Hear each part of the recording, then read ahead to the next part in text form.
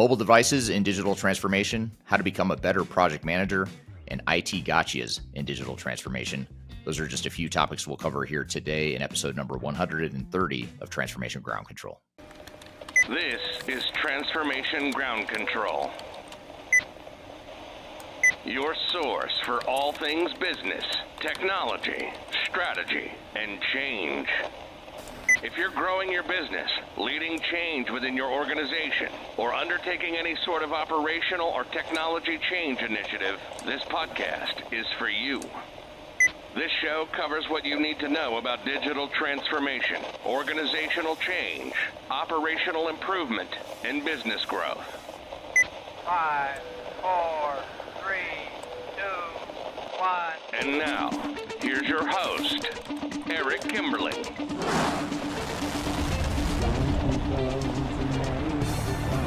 Hello, welcome to Transformation Ground Control, episode number 130. This is the podcast that has everything to do with digital transformation, including the people, process, technology, and strategy aspects of transformation. My name is Eric Kimberling, your host here today. I'm also the CEO of Third Stage Consulting.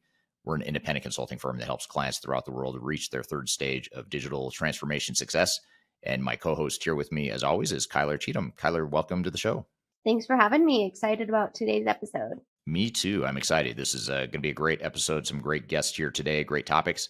We're going to start off with some questions from the audience, and we'll get to answer some of those questions in real time in that opening segment. And also in the opening segment, we'll get to a couple hot topics. One is focused on mobile devices in digital transformation.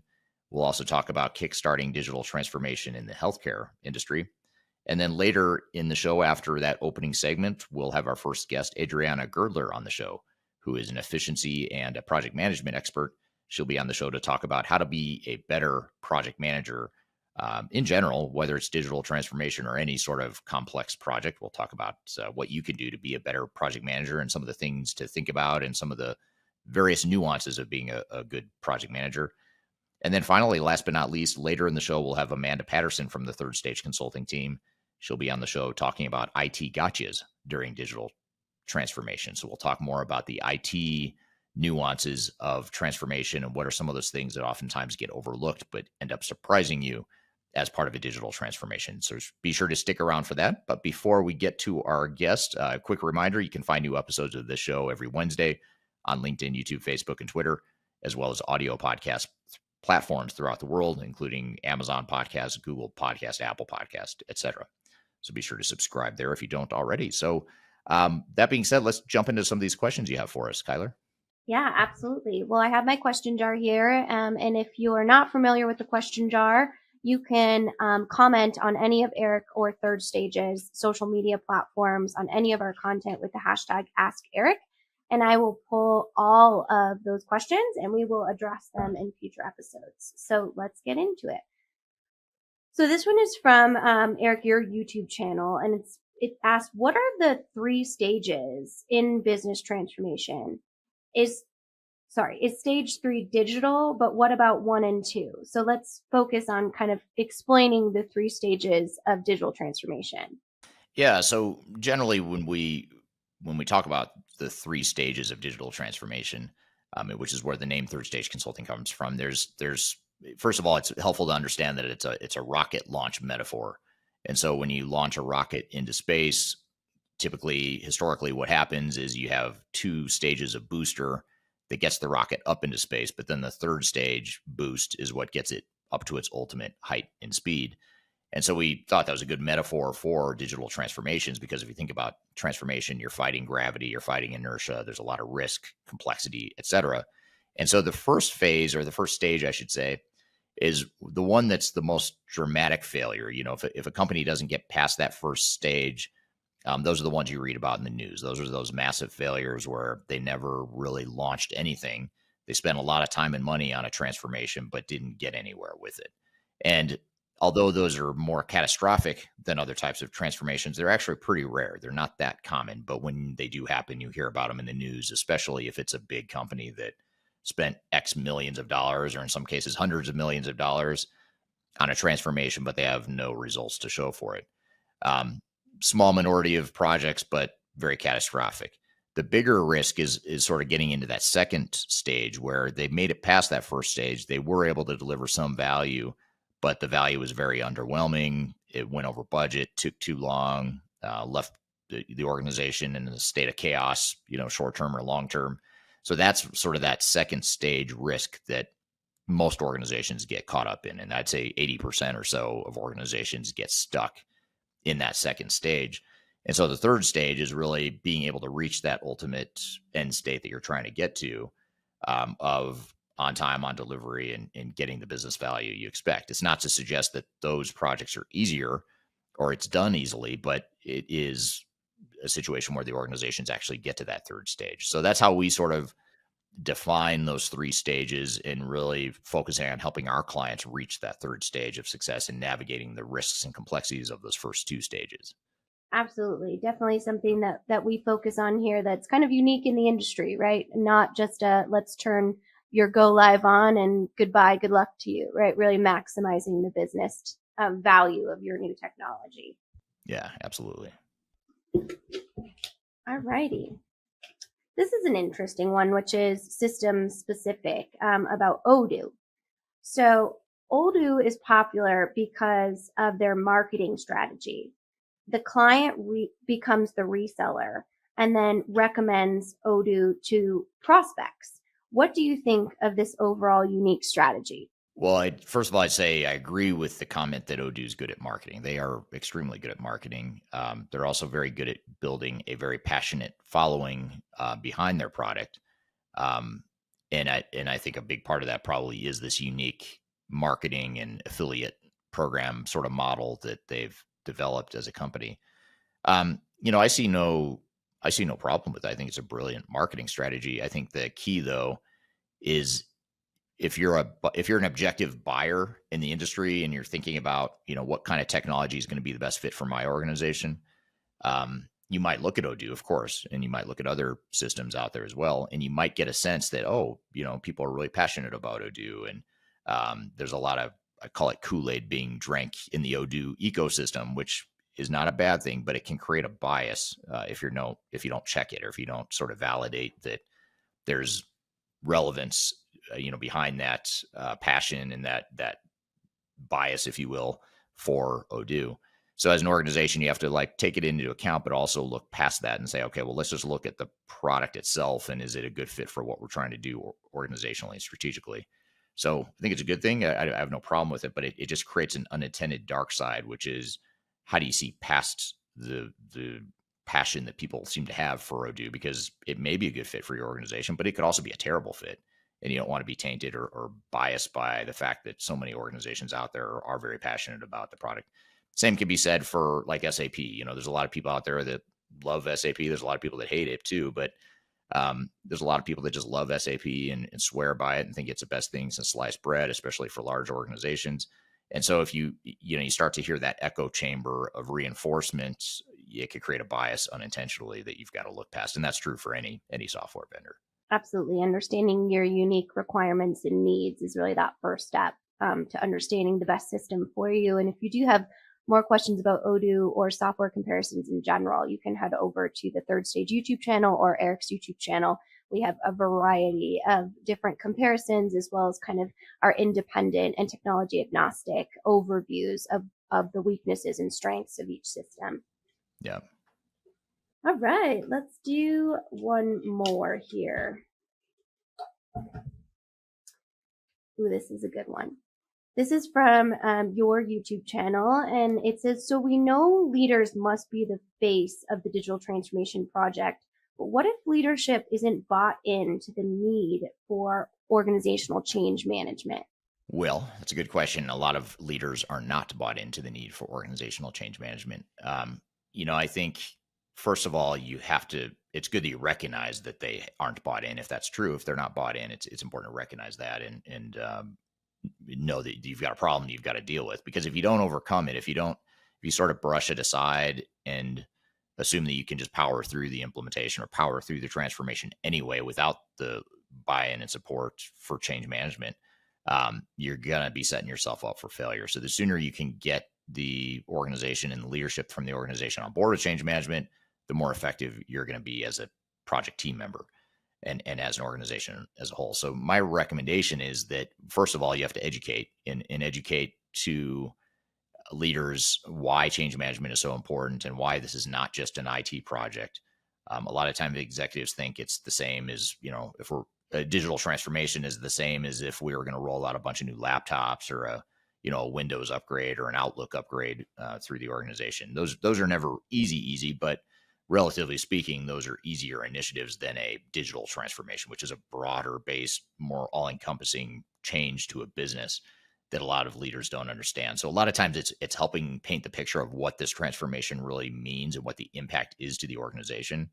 And then once they see that, oftentimes then they understand that, oh, we're not just deploying new technologies. We're talking about making these massive overhauls to our processes, or, we might be consolidating jobs or automating people's jobs. And we have a whole department here that, we're going to automate X percent of their jobs, and we've got to figure out what we're going to do with them. And, once you get into those kinds of conversations, then executives start to understand that, okay, this is not just a technology rollout. This is a big business transformation, essentially. And now, we get it. We understand the need for change management. The other part of it too, the other thing I'd add is if you can do an organizational assessment, like a readiness assessment, and quantify some of the cultural nuances of your organization and quantify some of the sources of resistance that are likely to occur as a result of the transformation, then oftentimes that makes it easier for executives to really understand objectively why change management is so important and understand what the issues are that they're going to need to address. Absolutely. And that, that's a really complex question. It can be very difficult to kind of turn the head of the executive team. So as a support resource to that, we'll pop a QR code up here to our organizational change management guide, which is really a full playbook of how you secure that buy-in. It's also in the link below wherever you're getting this podcast or video. So that's always a good tool to be able to kind of showcase the need for those initiatives and the power of the impact for failure. So definitely a very important question. Yeah. Yeah. And just as a reminder, if you'd like to ask Eric a question, go ahead and pop it on any of his social channels. We comb through all of those and really enjoy all of your great insight and questions. So feel free to pop those wherever you're viewing today as well. And we will pull them for next week's episode. Yeah, sounds great. And thank you to everyone who asked these sorts of questions, because they're fun to answer real time here on this show. So I look forward to seeing what other questions people come up with. Well, good. Well, we're going to shift gears and get into some hot topics here in just a moment. Two hot topics in particular that we'll cover are mobile devices and digital transformations and the use of mobile devices in transformation, as well as kickstarting digital transformation in healthcare. And then later, after our hot topic segment, we'll have Adriana Girdler on the show. She'll be a guest on to talk about how to become a better project manager in digital transformation. And then finally, last but not least, we'll have Amanda Patterson from the Third Stage Consulting team. She'll be on later in the show talking about IT gotchas during digital transformation. So be sure to stick around. We've got a lot more to cover. You're listening to Transformation Ground Control. We'll be right back. Could you whisper in my ear the things you want to feel? I'll give you anything. Interested in working for a company that truly values your unique skills and experience? Here at Third Stage, we don't hire based on resumes alone. We look at the full candidate, experience, and willingness to provide excellent service for our clients. Within a technology, independent, and agnostic consulting firm, you have the opportunity to learn across industries with a diverse group of clients. Our consultants also have the opportunity to diversify their portfolio and learn across technology systems. If you're interested in joining a high-growth entrepreneurial organization, please reach out to us at work@thirdstage-consulting.com. Anything you ever dreamed to be complete. Yes, I have enough that Hello, welcome back to Transformation Ground Control, episode number 130. My name is Eric Kimberling here with Kyler Cheatham. We have new episodes of this show every Wednesday on YouTube, LinkedIn, Facebook, and Twitter, as well as audio podcast platforms throughout the world. So be sure to check us out on whichever platform you prefer. We try to make it as easy as possible to find this show, so be sure to check us out there. So, Kyler, you've got a couple hot topics, really interesting hot topics in store for us today. What have you got for us? Yeah, so first I want to talk about digital transformation in a mobile environment and ask you some questions around that. And this is specifically around SAP. They just recently had their mobile day. where they have speakers of leading brands that kind of show mobile concepts that are really crucial to specifically digital transformation, in encouraging employees to innovate, deliver, and really win that race for talent in a strapped marketplace. So what this looks like is the need for mobile, and really showcasing why this is important in kind of those collaboration environments when employees work together, and then just overall user experience. So I want to share with you Sean Gavin, the head of global strategy and partnerships for Android Enterprise at Google, specifically talked about that mobile is the presentation layer of digital business. It's how data becomes actionable by people. And in an enterprise environment, he really talked about the importance of mobile is often the missing piece of digital transformation for companies, really that kind of achieving that third stage of how do you optimize technology and ensure that collaboration and innovation. So I thought that was an interesting statement. We don't often hear a ton about the need for mobile environments when looking at digital transformation strategies, but they really talked about how it's a lacking piece that needs to be included. So I thought I would bring that to you and see kind of what your opinion is, or what you've kind of seen in your experience, the need for mobile environments within a technology stack. Yeah, well, I think it's an important thing to understand as far as the realities of how people do their jobs now and how people are going to do their jobs in the future. Even now, and certainly 10 or 20 years from now, I don't think people are just going to be primarily sitting in front of a computer doing this work. Especially if you think about it, a lot of us, you and I included, Kyler, and others, listening here, are office workers, we'll call them. But the reality is most people in most organizations are not office workers. They're people that are out on a shop floor, on a factory floor. They're out in a warehouse working. They're out as a field crew doing stuff. They're out, in a call center, whatever. There's a lot of different roles that people are playing that are not in an office where they're in front of a computer. So the question is, how do you have a fully connected, data-driven organization that supports that and doesn't rely on sort of traditional just computers, desktop computers, to capture most of that information? I remember ERP implementations like 10 or 20 years ago were so focused on like that desktop aspect of people's jobs that you would have all these people out in the field doing stuff and capturing data, and then they'd have to go back to a computer somewhere and enter information after the fact. And that's just not realistic. It's not efficient. It's not accurate, to do things after the fact. So, having mobile devices, letting people use their phones, which they're used to using in their personal lives anyway, and they're connected to their phones in a different way than we've ever been connected to computers, or desktop computers, I should say. So, how do we merge those different worlds? And I think that's what you're saying, what we're seeing here, and where we're going as an industry is more towards mobile technologies that can be used any place, anywhere. Yeah, that's really interesting, Eric. They actually shared a case study here, which really surprised me, from the German car manufacturer Audi, which, obviously is a mainstream, huge manufacturer. And what they do is they really demonstrated how the company uses kind of new native apps from SAP to improve their warehouse process. And the example here is they centralize and simplify the entry to all SAP applications with SAP Mobile Start on their manufacturing floor. So it's really all a mobile environment. And I never even thought that was a possibility. Yeah, I mean, and there's so many examples of how mobile can be used to streamline a company's operations. As you were talking about, maybe because you were talking about Audi, it made me think of Europe. But when I was in Europe, I remember being in Europe about 20 years ago and noticing how at restaurants, they all would have those little mobile devices to take orders. And then when you went to pay with your credit card, it was all right there in the self-contained mobile unit that a server would have. But then you go home to the United States, or I'd come home to the United States, and we didn't have that. In fact, we haven't really had that sort of mobile usage in restaurants in the US until COVID. I mean, COVID really drove that for some reason. I'm not fully sure why, but whatever. During COVID, that's where a lot of restaurants now are using that, but we're 20 years behind much of Europe.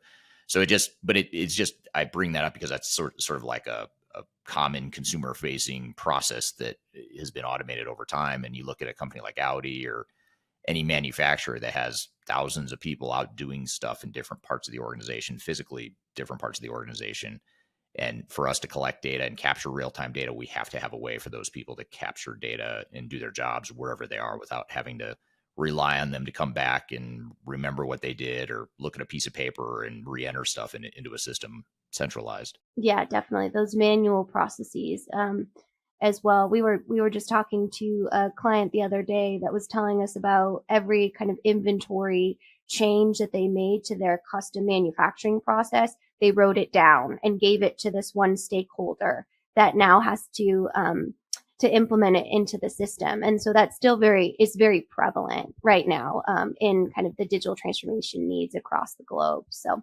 definitely something that's very interesting and important to consider. A lot of times that might be left off when we talk about the conversation of the need for mobile environments and a smooth user interface to create efficiencies. Yeah, absolutely. So let's move on to healthcare in digital transformation. I kind of want to just lay the landscape of this for you, of where the current state is. Obviously, we do a lot of work in healthcare, so we have a lot of needs of that, but just the overall kind of current state of the industry.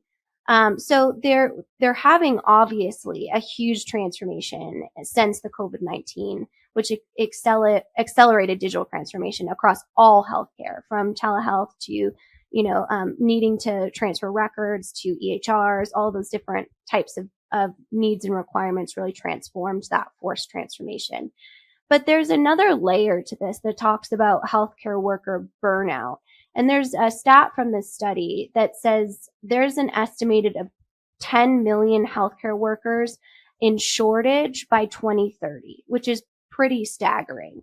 So you look at that in compared to the stats of 83% of healthcare leaders look for improved automation programs as a strategic objective currently. So that's kind of where we're at, is you have an industry that's going through a huge transformation, but you also have a shortage. So what I wanted to ask of you is, these initiatives that we talk about how to kickstart healthcare all go through digitization. So we're looking at things like robotic process automation. We look at things like the ability to automate those manual tasks we talk about. But we also are going against a huge worker shortage. So when you do have an industry that's so in need of a digital transformation or more efficiencies through technology, but then you also have a significant labor shortage, how do you balance that? Well, it's a great question. That's something that I cover in a recent YouTube video where I talk about why I think digital transformations are going to fail at a increasing rate in the coming years. And part of that is because of what you just described, the skill sets, the labor shortage, not only the volume of people that are not available to work in the workplace, but even the ones that are available within a certain product's ecosystem. A lot of them aren't fully trained and up to speed on these newer, cloud versions of the software that they're rolling out. And so there's, even of like the most qualified resources that are available, there's a lot of confusion and lack of understanding there. So it's not just quantity, it's also quality of resources and knowledge. So, I think the key here is to really recognize that and know that any sort of proposal or plan you put together for your transformation project needs to take that into consideration and make sure that you might have to slow down your project. And if a vendor comes to you and says we can implement our software in 12 months, it may be that with the skill shortage that you describe, it might actually take more like 18 months because you can't get the resources you need. Or by the way, I don't think this is necessarily a bad thing, because I think a lot of times what's happened in the past is organizations had too many consultants coming in too quickly, and companies were burning through that time and budget too quickly as a result of that. But now this allows us to sort of even things out to where, with less technical resources available, that's bad news, but it could actually be good news in that it sort of right sizes the tempo that the project should have been all along, if that makes sense. So I think it's mostly, it is a risk, something that needs to be navigated, but it's something that comes back to the project planning, making sure you have a realistic understanding of what resources you really have and how does that affect your timeline and overall approach. And what about, I know you did another recent video on interoperability and the importance of that. So when you have an environment like healthcare that you're trying to do like electronic record sharing, and it needs to go to the provider, to the insurance agency, to the patient, there's so many different touch points. How do you ensure that you can create a level in which they're not going out and sourcing different providers or private healthcare or those types of different things that we've seen a lot in like areas like the UK? How do you ensure that interoperability is something that is a main strategic priority? Yeah, it comes down to focusing on it in knowing that you're not just going to implement a solution. There's probably a suite of solutions or a combination of technologies that are going to be required to make your organization function the way it should. And while you might have a, electronic health record system or an ERP system or a supply chain system or whatever it is that you're deploying, chances are pretty high you're going to need a way to tie that or connect that to other systems and other processes throughout the organization. So just really understanding that full scope is the first step, and then planning for it and building it into your overall project plan. Absolutely. Well, definitely something that, suggestions always are reaching out to those experts, especially if it's a huge, complex project like this, because, that awareness is really key, and the knowledge of failure points is power. So thank you for providing all of that great insight. And of course, if you have any suggestions, I highly recommend sharing them in the comments here so we can really create that community and that network to set our projects up for success. Yeah. And speaking of setting projects up for success, we are going to have an efficiency expert in project management discussion here in the next segment. We're going to dive into how to become a better project manager, which sort of ties back to some of these hot topics we just talked about. We're going to have Adriana Girdler on the show, who's an efficiency expert, project management expert. She's a trainer, a YouTuber. And in fact, that's how I found her, was on YouTube. So excited to have her on the show. She's been on the show in the past. It's been about a year. But she's going to be back, and we're going to talk to her about how to become a better project manager. And then later in the show, after Adriana is on, we will have Amanda Patterson on the show, and she's going to be on to talk about IT gotchas during digital transformation. Amanda is a team member here at the Third Stage Consulting, where you and I work, Kyler. So looking forward to both guests. So we'll have Adriana on the show as soon as we take a quick break. You're listening to Transformation Ground Control. We'll be right back.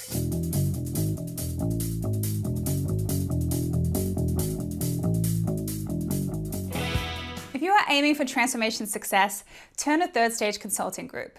Third Stage's independent and technology agnostic consulting team helps clients define their digital strategies, define their roadmaps, and manage their transformations. With offices in the US, Europe, and Australia, our team helps the world's most forward-thinking organizations through their transformation pitfalls and risks. If you are embarking on a digital transformation or business change initiative, contact Third Stage Consulting to see how we can help you reach the third stage of transformation success. Learn more about us and download independent reports, videos, and other best practices at thirdstage-consulting.com.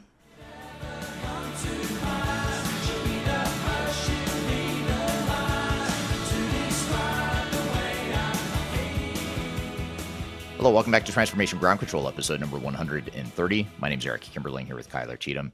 You can find new episodes of this show every Wednesday on YouTube, LinkedIn, Facebook, and Twitter, where we stream every Wednesday morning U.S. time and morning in the Americas, afternoon and evening in Europe, Middle East, and Africa, and Asia as well.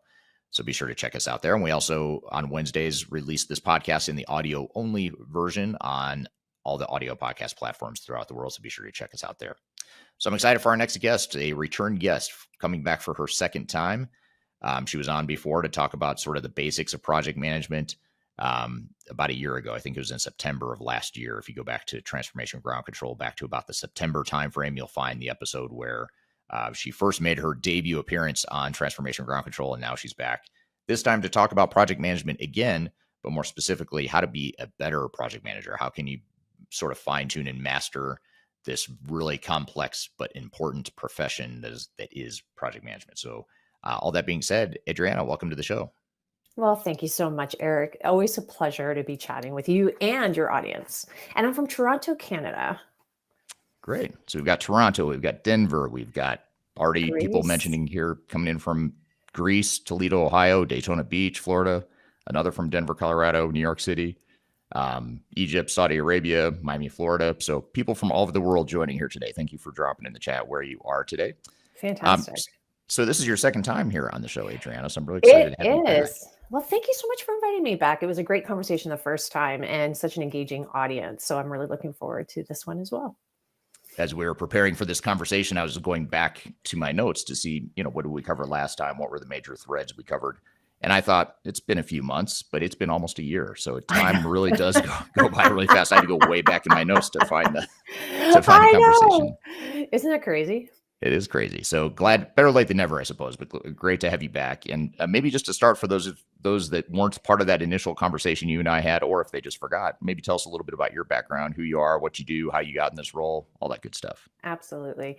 I am the President and Chief Efficiency Officer of CornerStone Dynamics, and we are a process and project management consulting firm, and that's what we specialize. So we focus on making internal ways working for organizations better, more effective, more efficient through project management principles and through efficiency principles. I'm also the founder and creator of Slay Project Management, which is a practical project management online program that really helps individuals to truly understand the framework of project management, to be successful, to execute projects from true start to true finish, and to do it in a practical way with all the templates and everything that you need to be successful. So that's who I am, and that's really what I do. And I help many large global organizations do what they do better. Great. That's a very crisp and concise vision statement, sort of purpose statement of what it is you do. Very interesting. And if you don't already, check out Adriana's YouTube channel. She has a really good YouTube channel. And that's how I found you, actually, was on YouTube. And so anytime I want to know about project management, or I feel like I need to sharpen my saw as it relates to project management, or quite frankly, if I'm just looking for ideas on how to get more concise in my communication or bring up my energy level, I go to your channel. So be sure to check out Adriana Girdler's channel on YouTube too. It's really good. Thank you. And you recently passed 100,000 subscribers. I'm at 140,000 now. Yeah. So Nice. the goal is 1 million. So please subscribe if you haven't subscribed. Every subscriber. No, seriously, it's an amazing community. It's an amazing community. And really, I get very excited because I like giving value and to ensure that there's lessons learned from there, because there's so much that I think we get so busy on executing that we forget how we execute on things, which can make it either to be A, more work, or B, just have interactions that have a little more struggle with it. And it doesn't have to be with the people around us who we work with, a big part of our day. Right. Absolutely. Yeah. So how did you get started in project management? I kind of know who you are today, but I didn't know you way back when you started out. How did your career progress, and how did you end up in a project management role? So I think, like most project managers, I stumbled into the role. I did not wake up one day in university going, I want to be a project manager. I mean, I have multiple degrees. My first one is a history degree, so a Bachelor of Arts. And then my second is mechanical engineering. So it was really, I stumbled upon it. And I really got into it from the engineering end of things, because with engineering, it's very project oriented. And as a result of it being project oriented, it was just one of those things where I just automatically, because of the role, got into projects. And that's really how it came about. And then it was in my pharmaceutical years that it was suggested to me, hey, you should really get your PMP, which is your project management professional designation. And so I did that in the pharmaceutical years. And I've been doing it, oh my goodness, like 25 plus years, which I know I'm supposed to say I don't look like it. Actually, everybody's supposed to say I don't look like it. Yeah, we're all gonna say that. Thank you. And I mean, that's so vain, right? Such vanity coming into play. But yeah, no, I've been doing this for a really long time. And that's why I have the YouTube channel. That's why I have the practical project management course. And that's why, as a consulting firm, we get asked to help organizations do what they do better because of the years of experience in the different industries that we've been in. So yeah, it was a stumbling effect. I stumbled. It's funny you say that, though, because I don't know of any project managers that really set out on that project management career path. They sort of stumbled upon it, and then they sort of reactively think, oh, wait, I should probably get certified in PMP or get some sort of skill set training. Or it's interesting because project management is a skill set. And I think too many people get thrown in the role and then they wonder why things fail. In fact, one of the big stats within project management is 60 to 70% of projects fail. So that's huge. Like when we take a look and we take a step back from an organizational perspective, when we look at success rates, 60 to 70% failure is not acceptable. But yet for projects, we allow for that. And when you take a look at it, it's time, scope, and budget. It's like, did you go over budget? Did you not meet your timelines? And did you actually achieve what you needed to achieve? And that's 60 to 70%, let alone issues within the project and not getting the right quality or having, not the right communication amongst your team. So that causes a lot of political issues, right? So it's a very interesting dilemma. And I think too many people think anyone can do project management. And I think it's not to say that you can't do project management. You have to be taught how to do project management. There is a way to go about doing it. And I think sometimes that gets lost a lot in organizations. And then they wonder why they're not successful, or their initiatives or projects that they're putting in place are just not giving them what they needed. And it's usually because of how things were executed 9 times out of 10. Yeah. So Yeah. that 60 to 70% metric, that is projects of any sort. I mean, not just digital or technology projects, but any sort of like transformation or any sort of business change Any initiative. type of project. It's a really high, it's really unfortunate because it shouldn't be that way. But yeah, it's like any. And then you add in certain types of industries or types of projects. And I'll be honest, you put in any type of digital project and you mix it with the regular corporate population who is not digital or who doesn't understand software related stuff, and that even increases more so. There's a lot of issues, a lot of just rework, and it's a struggle. And I come across that. A lot of times we get asked to fix problems like, oh my God, we have this project. Can you help us fix it? And as I said, 9 times out of 10 is just how fundamentals weren't used. A lot of assumptions were made. And particularly when it comes to digital transformation, there's unrealistic expectations from senior executives to get things done quicker. There has to be a little more thought, energy, and effort to look through it. And then the biggest problem too are business requirements. There's this disconnect that I see all the time between software related folk and regular office related folk. And what I mean by that is like someone who's in the finance department doesn't really understand how software engineers work, let's say, or if you're in that digital mindset, like, okay, I have to bring to all these things to fruition. And there's a little bit of disconnect with methodology. And then that's where I find everything falls apart. So it's like, that's why you have to really take a look at projects from true start to true finish, from the point of initiation. And yes, you can still implement an agile methodology, waterfall methodology, like whatever hybrid methodology, whatever methodology you're going to use, but there's still this framework that you have to look at and apply. And remember, it's about people. And that's what gets forgotten. It's all about the task and about getting it done. And we have to forget it's about communication. It's about bringing people along the journey and ensuring that you've crossed your T's, dotted your I's. And that's through risk management and change management and things of that nature, which gets lost in a lot of digital transformation projects. Yeah, for sure. And I've noticed, maybe it's just the timing of when I've noticed it. I don't know that your content has necessarily changed that much, but I have noticed in your content on your YouTube channel lately, there seems to be more conversation around change management and the intersection of project management and change management, which I think is really fascinating and really important for people to understand. So kudos to you for not just focusing on sort of the PMP-ish sort of stuff, but also looking more globally at what are all these different moving parts and pieces that are so important to make any sort of project successful. Well, I'm glad you bring that up, because I think sometimes we forget, because I'm also a master black belt Lean Six Sigma. So you have to understand, like, I take the efficiency and effectiveness aspect and I try to streamline and make everything as efficient and effective as possible. And it doesn't matter what it is that I do it with. So, and it's whether it's that genre, whether it's project management genre, it's fine to have your book knowledge, right? Your book smart, like, oh, hey, I know all of that. But it's the practicality of things that I think gets lost. And it's the A, have you done enough to have experience? And B, do you understand people? I think that's the biggest thing I see as a disconnect in a lot of projects is, do you understand how to motivate people? Do you know how to communicate? That's where that change management piece comes in. So it's really important that you integrate that into your project planning for sure. Yeah, absolutely. So since you and I are both vain, we share that characteristic here. I have to share this comment here from Brandon on YouTube. Brandon on YouTube says, "I just fell into project management 4 months ago. You've been huge motivators." So we have a mutual fan here with Brandon. So thanks for being here, Yay. Brandon. Thank you so much. Yeah, no, it's sometimes it's just those small little pieces of golden nuggets of years of experience, right, Eric? Like it's just, we have these years of experience, we've seen things, and it's like, don't reinvent the wheel, learn from others as much as you can. And what I always like to say is do your best work every day, whatever that may be. And then, you've done your due diligence, but always come from it from a lens of looking at things holistically, look at the horizon and bring everything together in your decision making. But when we get believe me, I get into it too when I'm under the gun, right?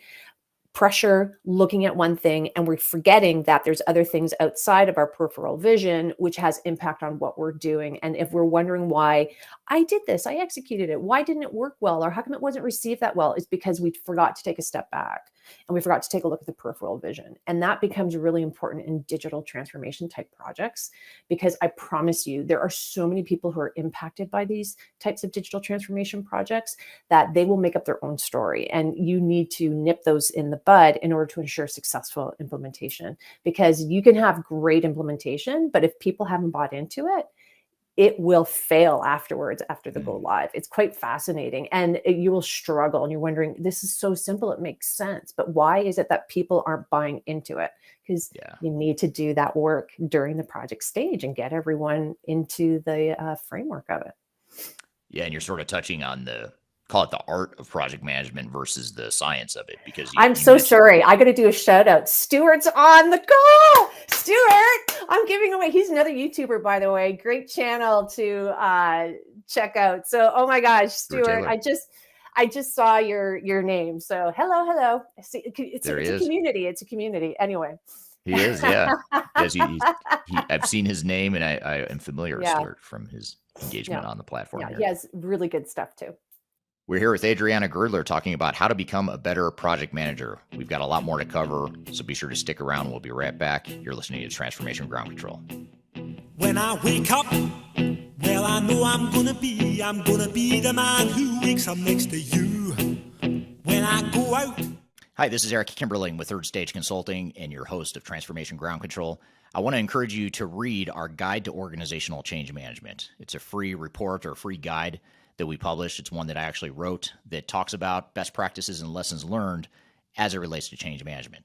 So as you know, on this podcast, we cover a lot of stuff related to the human sides of change, organizational change management, including training, communications, org design, all kinds of stuff as it relates to change management. So if you're trying to learn more about change management, or you're looking for more direction and ideas on how to get started on your change management strategy and your overall journey, be sure to check out this guide. You can read it by scanning the QR code on the screen in front of you, or in the links below for this particular podcast episode. You can find a link to take you to the page that will allow you to register to go ahead and download that and read it for free. So be sure to check it out. It's the Guide to Organizational Change Management, written by yours truly. I hope you enjoy it. Let me know what you think, and hope you enjoy the rest of this episode.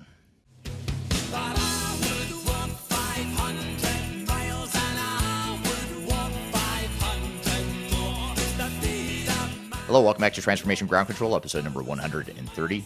My name is Eric Kimberling, here with Cheatham, and we're in the midst of a conversation with Adriana Girdler talking about how to become a better project manager. Let's jump back into it. Yeah. So I guess when you think back, so you've been doing this 25 years, you think back to when you first stumbled accidentally into project management. Are there a couple key nuggets of things that you really wish you knew back then that you know now? If you could go back and do it all over, you might do it a little bit differently, or upskill a little bit faster in a couple key areas. Yeah, you know what? I would have really learned facilitation first. I don't think people recognize that when you're a project manager, your secondary role is a facilitator. And there's two types of facilitation that you do. There's meeting facilitation. So you got to be really good at meetings. Why? guess what? Most of your projects are all about meetings. Like that's how you execute on projects. Now, it's not a meeting of an update. It's a meeting on, okay, what are resolutions? Where this, where are we from a perspective of what's going on? Have we come up? Is there an approval, et cetera? So you have to really learn how to control meetings, because I don't know about some of you, it's really easy for some meetings to get out of control. And then all of a sudden you're spending a couple of meetings to address an issue that if you just understood how to facilitate a meeting well and establish those rules and boundaries, which you can do immediately at the beginning of a meeting to really nip anyone who's trying to, has a hidden agenda and wants to take the agenda off track. You can kind of like nip those things in the bud and keep things on track. That's your job. Secondary thing is you are a brainstorming facilitator, and that's very specific. So, I think that's something that, again, in my earlier years, I really thought, here I got a project. I did all the necessary documentation. I didn't realize it was a baseline. Here's my project plan. Let's execute it and we're done. And it's like, no, that is your baseline project plan. Baseline. Baseline means it will change. Baseline means as of today, with the information I have and all the due diligence I've done in advance of, I now have this baseline of what I think is going to have happen. As we start to execute, things pop up on the surface and we realize, oh my goodness, we can't do this. We can't do that. We have to change this. There's a supply chain issue, so I can't bring that in time. I got to shift schedules, or I got to change direction, or whatever it may be, in order to keep my scope, time, and budget. So that becomes really interesting. And that's where you have to, and this is where I think a lot of project managers, they don't do it. It's your job as a project manager to fill in the gaps and make sure the strategy of the organization and ultimately your project comes to fruition from a strategic standpoint. It is not, your subject matter experts are great at executing tactically, and they will do it. But you need to bring in the overarching umbrella of strategy, and you have to help facilitate sessions. So there are times, like for example, for digital transformation, what's the biggest disconnect is between the business requirements and software engineers who are developing and designing. And a lot of times what the software engineers will say, and I get their perspective, is like, hey, business, tell me what I need. And the business is like, well, I freaking know nothing about software. I don't know what I need. Help me out. Tell me what I need. And so what happens is business thinks they give what they need. Digital software is like, oh, great, I'm just going to build it to what you tell me to build. And then all of a sudden, the business is like, whoa, wait a minute. I need more than that. Didn't you think about it? Help me out. So there's this disconnect, because a business really doesn't know what they need. They have ideas and concepts. It's supposed to be this collaborative framework. So as a project manager, you have to go in and you have to brainstorm these sessions. You have to brainstorm these requirements. You have to help both sides of the group to make sure that everything is really being looked at.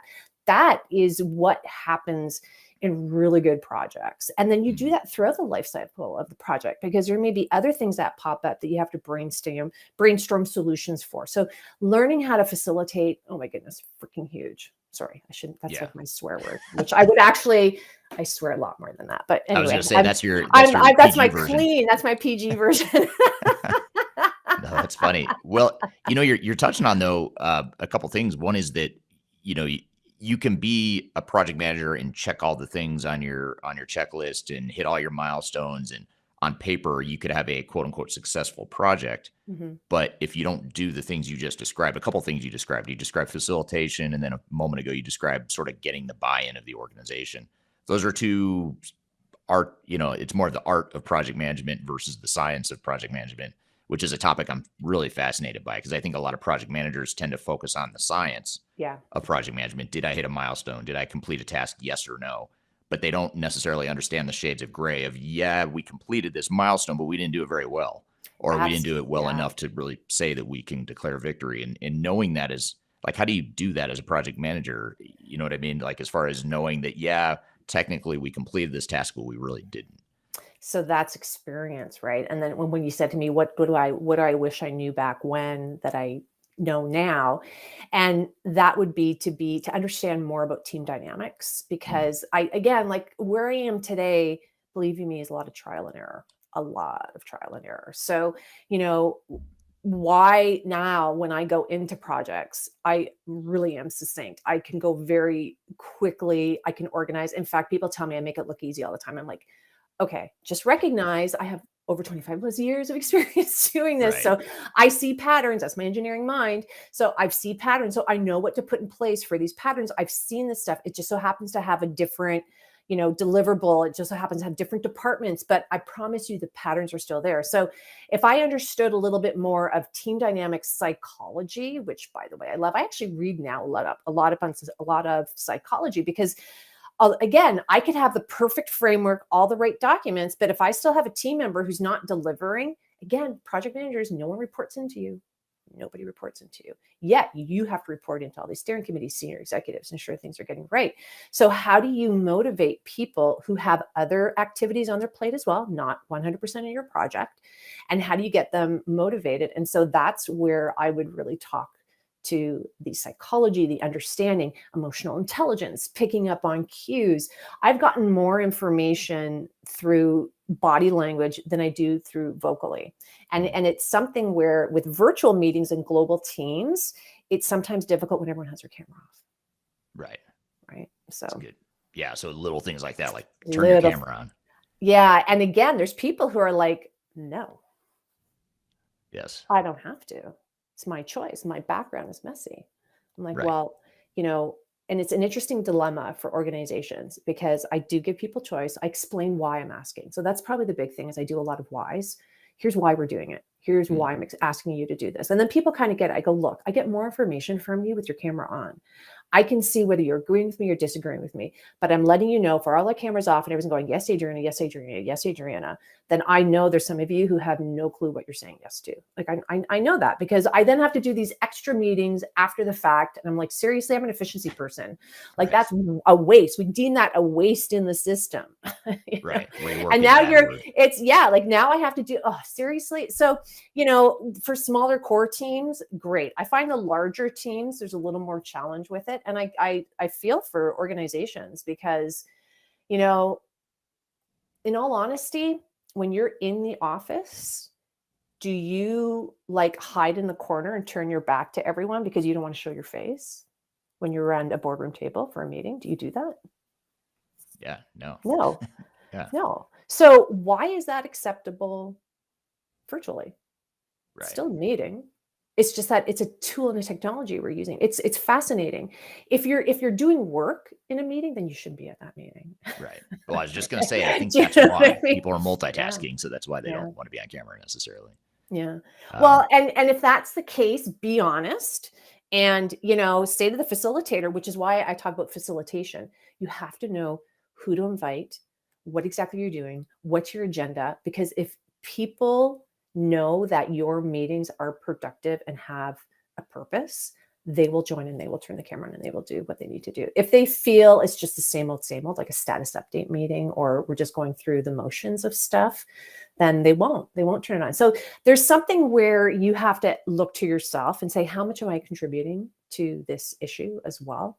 So, I always say, as I said earlier on, always put your best foot forward, do the best job you can for the day. But on the flip side of that as well, you have to always ask yourself too, am I part of creating what the issue is right now? Let's say with like meetings and everyone having their camera off, right? Is it a culture thing? Is it, is it just people on my team? Do I have to have some one-on-ones? And this would probably be going back to your original question. I wish when I was younger, I had the courage and knew how to properly address challenges, because I think there was a part of me that would ignore challenges.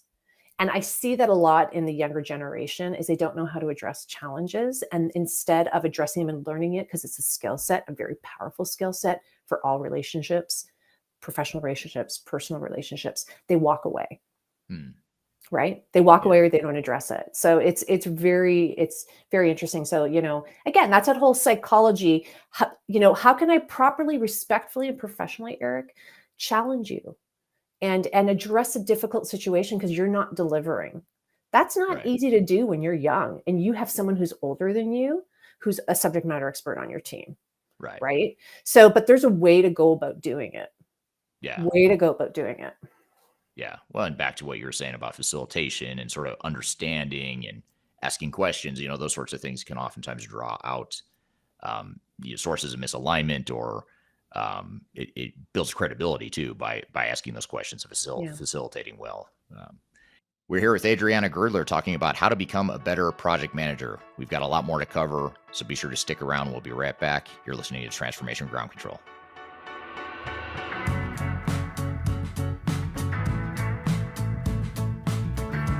If you are involved in any sort of digital transformation or business change initiative, you will want to download the 2021 Digital Transformation Report. With its comprehensive overview of business and technology trends and best practices, this report is a must-have guide for any transformation project or executive team. Download this free report by visiting Third Stage Consulting at thirdstage-consulting.com. You can also visit our website to learn more about us or download independent reports, videos, and other best practices.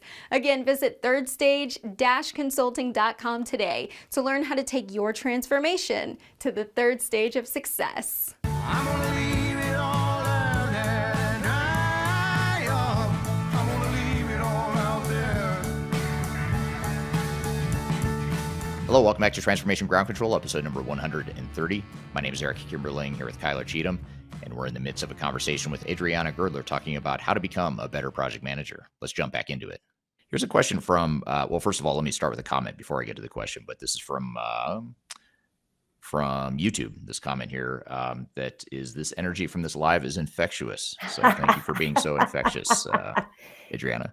Yay. I'm going to give you most of the credit. I'm going to give you 90% of the credit for that because your energy level is definitely higher than mine. I love life. No, like seriously, I love what I do. And I love being able, thank you for listening, by the way, everybody. So I love that everyone's here and they want to learn. So I'm a willing teacher. Right. Well, this is great. And then Laik has a really interesting question that I think might be interesting to hear your thoughts here. And I'll have to hide it to get through the whole question. But he says, as an external project management team, how do you ensure that you're aware of and manage the highest paid person's opinion effect? Navigating these situations can be quite political, even for internal teams. How do you handle that so that people that have the most impact in an organization? So it's interesting. It's a really good question. Can you put that question back up just so I can see it again? Because there's a couple of things I want to unpack here. So the highest paid person opinion. So we have to look at that from two angles. Okay. There's is it an executive team member, right? Like a VP, a president, or is it a subject matter expert who happens to be the highest paid subject matter expert who has a lot of knowledge? So there's a couple of things I want to deal with here. Let's unpack the easier one, which is an executive. All right. Our job in an organization is to present this is my personal opinion, the pros and cons and projects, to present the issues, to make sure everything is aligned with strategy, and to ensure that we get the deliverable through. And I'm going to do it collectively and collaboratively with my team and ensure that we all buy into what we need to do, and to do it in a way where we all have fun as well, right? We all have this good collaboration amongst us so that we can ensure a successful project. That's my job. And my job is to report up to the executive team. So if I have an executive team member and their job is about strategy, vision, to ensure that the organization moves forward. So if they have very specific things that they want to have executed, I do have to listen to that, right? And you have to understand that they're steering the ship. Okay, they're steering the ship. They get paid to steer the ship. Okay, you may not agree with where they're going. Okay, you don't have to. It's not your job to agree, right? But the thing is, they have more insight than maybe that you realize. So what I like to do, and this is what's really important with project management, is it's really critical with the senior executives up front to get all your buy-in, to get all of the ins and outs, the expectations, your scope template and your charter, and get sign off. I literally make people sign my document. And I do a priority matrix as well, which again is with the senior executives to say, okay, what is my full constraint on this project, scope, time, or budget? And again, I can't have two constraints. I can only have one. What can I, what is it that I have to optimize? And what I mean by that is, I want you to keep it, but if you have to, flex with it, then by all means, I'm okay if you flex with that. So it would be the remaining two. And then what do I have complete flexibility with? Because I need to be able to, on a turn of a dime, be able to do stuff. And so when I do that all up front, and this is, again, the difference with really good project managers is there's a strategy, right? I get that all up front. I get sign off. My steering committee is made before I actually get my team members together, by the way. That's really important because there's all this approval and buy-in. And if you do all of this up front, I'm not going to get midway a senior executive saying, I want you to change this and I want you to do that. Why? Because we've already come up with all the agreements. But if I still have a senior executive who does that, guess what? I have a change control form, not a change management. This is change control. I have a simple one pager that's in my Slate project management program that I use. And that becomes, it's not only a great tool, but it's a resource, because a lot of times I will then give that to the executive to have them fill out, or I'll sit down with the executive and we'll fill it out together. And a lot of those simple questions, it's like, what is it that you want done? Why you want done? How much is it going to be? All of a sudden you start asking all these questions, and they're kind of like 9 times out of 10, it's not that important. That's not that important, because you're making them think. You're making them think. My job is not to tell them yes or no. My job is to say, let's pull it out so we understand the impact it is to the project, because my job is the overarching timeline of the project, the whole gamut of the project. He or she does not know the details like I do. That's my job. So now I'm just sharing with them, like, you need to understand, let's pull this out. Okay, what are you willing to give up? Because you can't have it all, right? You're doing this in the middle of the project. So again, so that's the technique that I use to really, nip things in the bud before they come to fruition. I have my scope and my charter, which I've already got approval from. So I bring it back, like, why you want to do it? Because we've already said we were going to do A, and now you want to change and do B. So, that becomes the easier one to manage, because you do the right process and framework. So I hope I've answered it from that perspective. Now there's number 2. What do you do? Well, I was just going to say, just to add to what you said, I think you had some really important points, which is you use the words, you can't have it all. And you also talked about how you're really enforcing sort of a buy-in, ownership, sign-off process that makes this not about you, the project manager. You, the project manager, are responsible for these decisions, because you're not. I think what you're saying is that, you can't have it all. There's always going to be trade-offs in any decision you make in a project. And B, you, the project manager, should not necessarily be the ones making those decisions. You should be facilitating the decisions and kind of forcing the ownership of the rest of the organization. Yes. And I think that's, a lot of us as project managers think, oh, okay, I have to take these unrealistic expectations that make no sense, that's impossible to deliver, but I have to figure out a way to go deliver that, instead of saying, hey, let's figure out what the trade-offs are here and go with that instead. That's a really good call out. And I think a lot of project managers do that. Oh my God, I now have to deliver on this. Why are you taking that on? Right. You don't get paid to take that on. You don't get paid. Believe you me, those executives, they're getting paid big bucks for a very good reason. And you have them on the steering committee for a very good reason. That's why I established that in the beginning. And it's not an option. You can't have it as an option. So, by doing that, it diffuses a lot, and there's techniques to go about it. And I actually talk about this on my YouTube channel too. So if everyone is like, oh my goodness, with whatever I'm saying, just go to my YouTube channel, look at it. I practice what I preach. Sometimes I feel like I'm a broken record. This is the same thing over and over again. All right. But I do want to finish the question, because I said there's 2 prongs to this. There's the executive side of it. And I said the executive was easier. People are probably going, really, dealing with executives is easier? I'm going to go, yeah, when you set it up properly, like what I said, it's really easy. I've nipped so many executives wanting to change things because they had I call it the whim, but it's, they had an idea. That's their role, right? They have ideas and they're visionaries for a reason. That's why they're in those roles. Right. Now, what do you do when you have the highest paid subject matter expert on your team who's saying, wait a minute.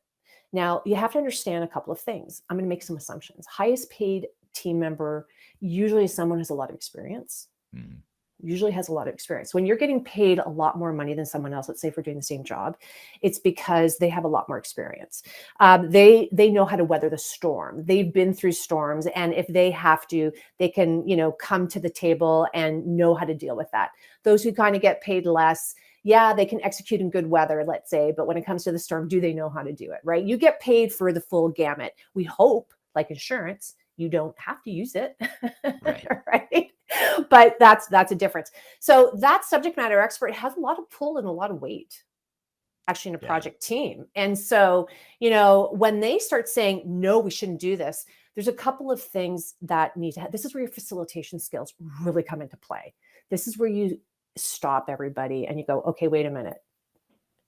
Anna's the highest paid subject matter expert. Anna, I'm hearing you. You do not want to move forward with this.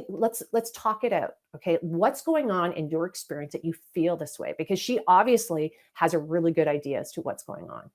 Number 2 is after you that's where the psychology, that's where the people skills come into play. Number 2 is I'd probably once we've discussed it, talked about collectively what we have to do, and I probably have to facilitate a brainstorming session around whatever it is that we're looking to change or do, right? That's what I said, facilitation. So a lot of what I do as a project manager is to make sure that we're all being heard, listen, the really good ideas are coming out that's going to ensure the deliverable of the project. So that's how I would deal with that one question with the two different streams that pop Right. up with it.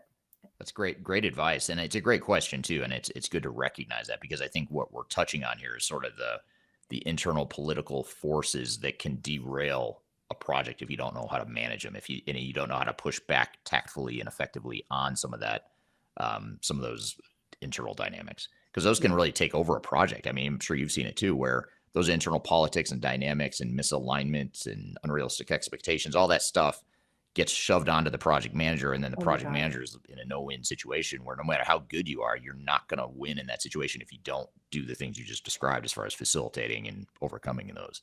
At 100%, project management is not about executing on tactical tasks. It's part of it, but it's not project management.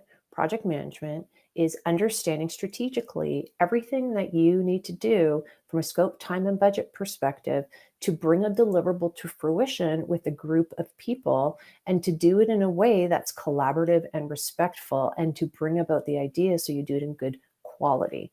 So when you take it from that perspective, you look at things differently. So I'm collaborative.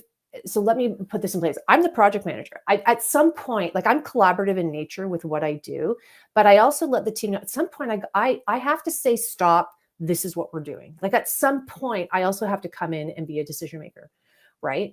And if there's something that I can't be a decision maker with, or really it's not a decision for the team or myself to make, it's the job of the steering committee, who that's their role in projects, is to remove roadblocks, to do approvals, and to ensure the strategy of the organization is being met within your project. Okay, you need to understand that. Then that is what becomes, I'll escalate it. We first try to resolve things with our team, always. If I can't resolve it with the team, that's when it gets escalated. And I usually tell the team, hey guys, you know what? If we can't resolve this, it's all good. Don't worry about it. Let's pull out what we need to have. Let's have the senior executives who get paid the big bucks. Let them make the decision. And believe me, I document it all too, right? Because I've had that happen where I've had a senior executive, why did you do this? And I'm like, whoa. Well, first of all, I document a lot. That's another very important skill set.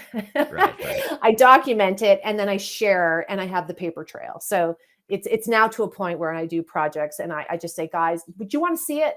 Because of the paper trail. And they're like, no, we know you have it, Adriana. We know you have it, right? Because I pull it out so many times, and they're like, ugh. So it's like, be careful. It's getting documented. And I say it, okay, guys, answer.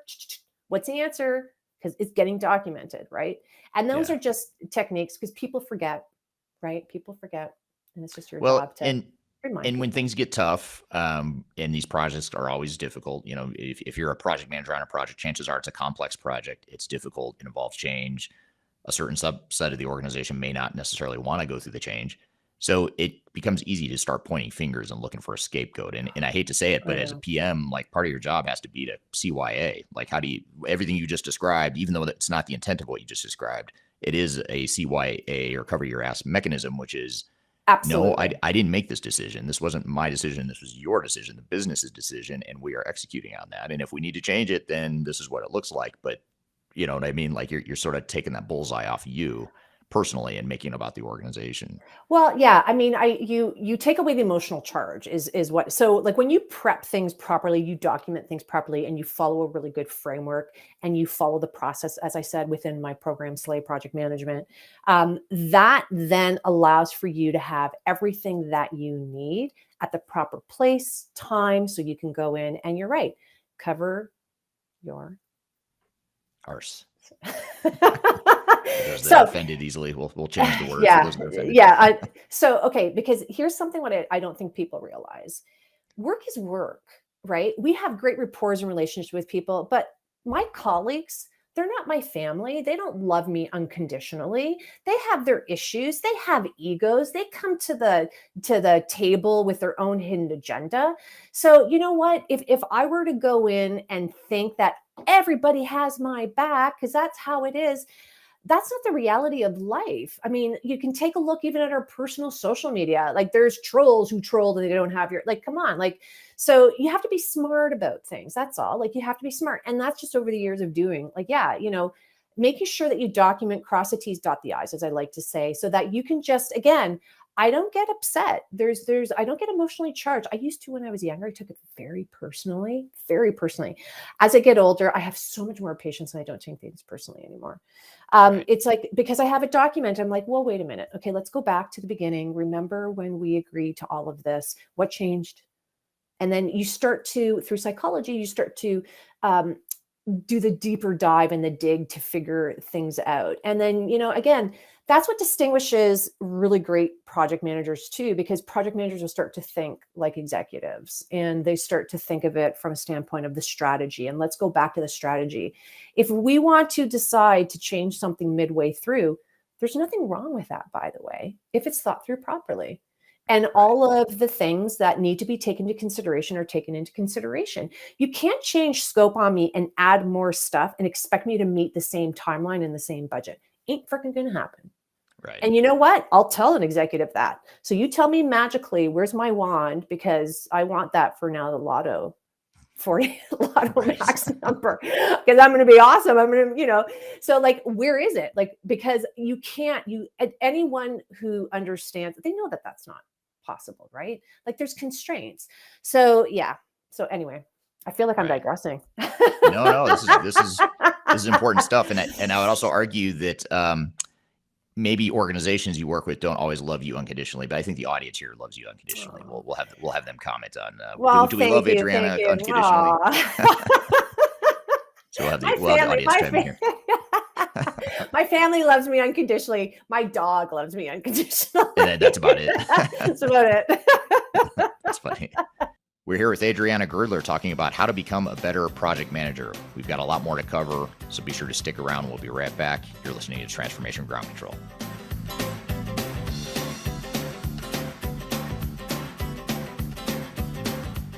Interested in working for a company that truly values your unique skills and experience? Here at Third Stage, we don't hire based on resumes alone. We look at the full candidate, experience, and willingness to provide excellent service for our clients. Within a technology, independent, and agnostic consulting firm, you have the opportunity to learn across industries with a diverse group of clients. Our consultants also have the opportunity to diversify their portfolio and learn across technology systems. If you're interested in joining a high-growth entrepreneurial organization, please reach out to us at work@thirdstage-consulting.com.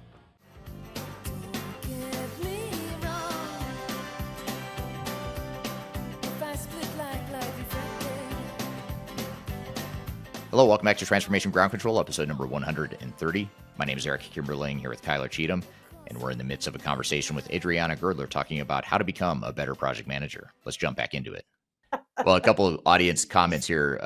Hello, this is from Peter on YouTube. Hello from North Carolina. This is exactly what I've been waiting for. Great episode so far. So thank you for that, Peter.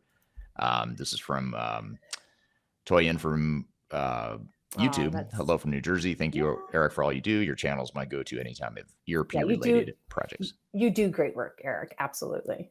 Oh, well, thank you. You're welcome. So do you, by the way. Thank you. And then this is just really interesting. These are more comments that I think are worth getting to. This is from Prachi on LinkedIn. Aspiring project manager. These sessions help me a lot to understand practical problems and handle scenarios based on experience. And I think that's a great summary of what you just described for us, Adriana, which is a very complex situation that we as PMs oftentimes find ourselves in, and hopefully that helps in that. Here's a question I have to get to because it's going to be a trigger for a lot of the audience, and maybe you, Adriana. It's definitely going to be a trigger for me.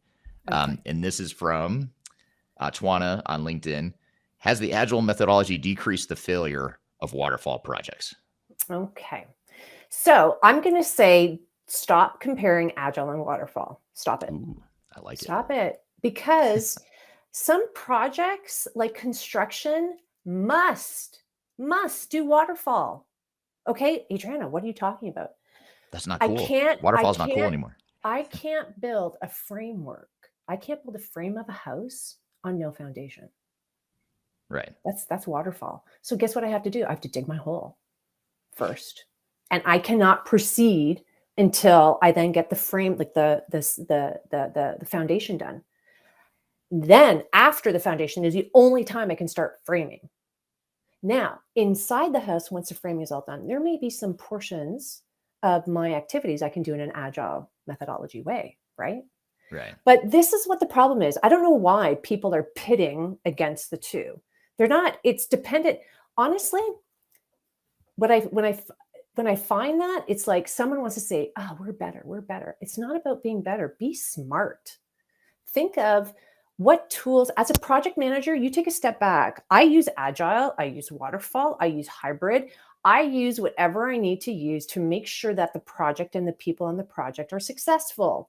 That's my goal. That's what project managers need to think about is I have to make sure this deliverable is successful. So what methodology should I use? Now, like everything, one of the things I find to be very difficult for agile methodology, and just so you know, I'm a master black belt Lean Six Sigma, and my world too, a lot of people don't get it. A lot of people don't get this world.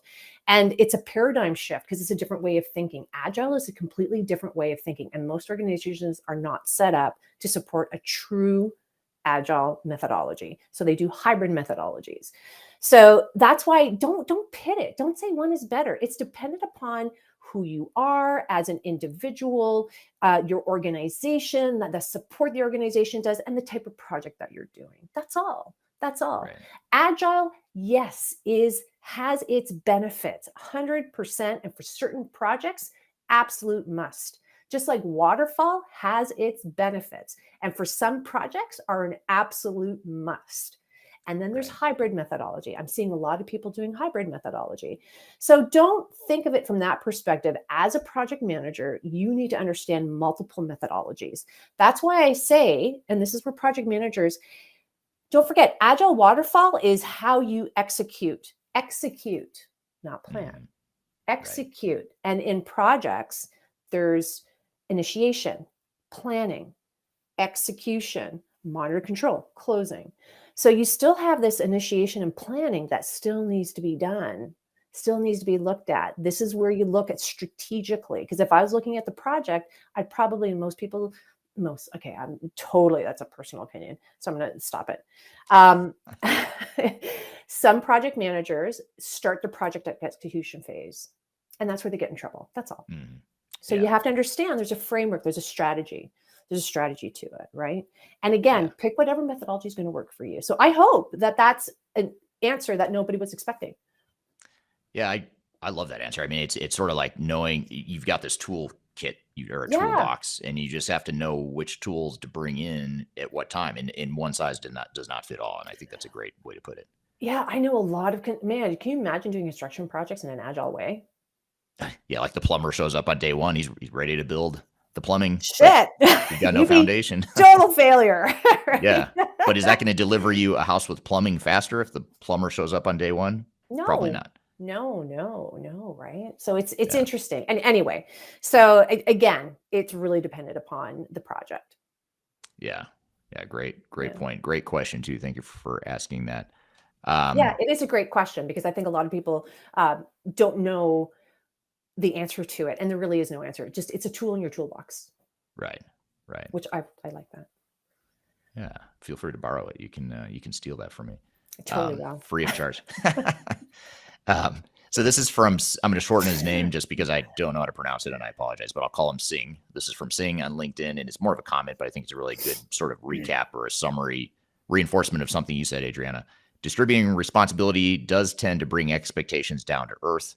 It allows for Eric's favorite quote, "What do you want to be when you grow up?" to flourish, as realizing you can't have it all forces stakeholders to add more thought to what let me hide it so I can show it or read it. Realizing it forces stakeholders to add more thought to what they consider to be a requirement. So it is a matter of, as a project manager, I think what Singh's getting at here is your job is to really understand, what the vision and what the goals of the organization are and how this project can align with that, and making sure that you stay in sync and that you do reinforce and understand and reinforce what it is you want to be when you grow up as an organization. But that's not on you, the project manager, to define yourself as a project leader. And I think a lot of us feel like maybe we should have to do that. But it gets back to that point of getting that business involvement. Yeah, and it's interesting because there's a technique to it. It's in the framework, right? And so this is why when I get my marching orders for a project, I don't do a kickoff. It's not the first thing that I do. I actually do preparatory work. I do my initiation stuff. I build my steering committee. I get a confirmation for the priority matrix. I understand what are we going to be delivering. I prep my charter. I baseline stuff. I then do my kickoff. And I present to my team a package. Hey guys, here's a baseline of what we have to do. And my kickoff meetings are not 1 hour. Sometimes they're a full day. It's like a workshop facilitation. And I bring them, hey, let's get all into agreement. Are we in agreement with what has to go here? Now you tell me, what do you feel on your subject matter expertise? Because I've already, figured out who I need to have on there. Have we missed anybody?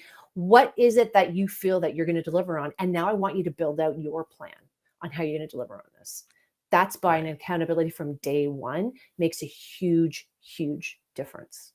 Makes a huge difference. And it's quite powerful. And when that's why I love starting projects versus coming in and fixing projects. Yeah. Fixing projects midway is a different beast and it's harder. It can be done, but it's not the same as when you can start everything from, I call it the design stage, right? Like you're designing everything and you're getting it all going. But you can do it right from the start versus oh my goodness, fix everything that's broken. That's efficiency in me. Oh my God, I can actually do this right once, first time. Yeah, I can imagine that driving you crazy. The project cleanups, even though I'm sure you're good at it. I imagine it does. It does. It's like, oh, why? Why do I have to If you clean just this would have up? done A, B, and C, we wouldn't be in this You wouldn't mess. have to do no, and that's why. And interesting, that's why I created Slay, because I saw the pattern over and over and over again. It's like, oh my goodness, that's why 60-70% of projects fail. They don't understand the framework. They understand a methodology. They don't understand the full framework on how to truly execute. And I'm telling you, there is stuff that people don't think about. It's that holistic perspective, start to finish. And it's not just the tactical stuff. So, right. Yeah. Here's a question from YouTube that's somewhat specific, but it touches on an underlying broader issue here. And the question here is, I work in post-merger integration. Any advice for specific to the merger integration space?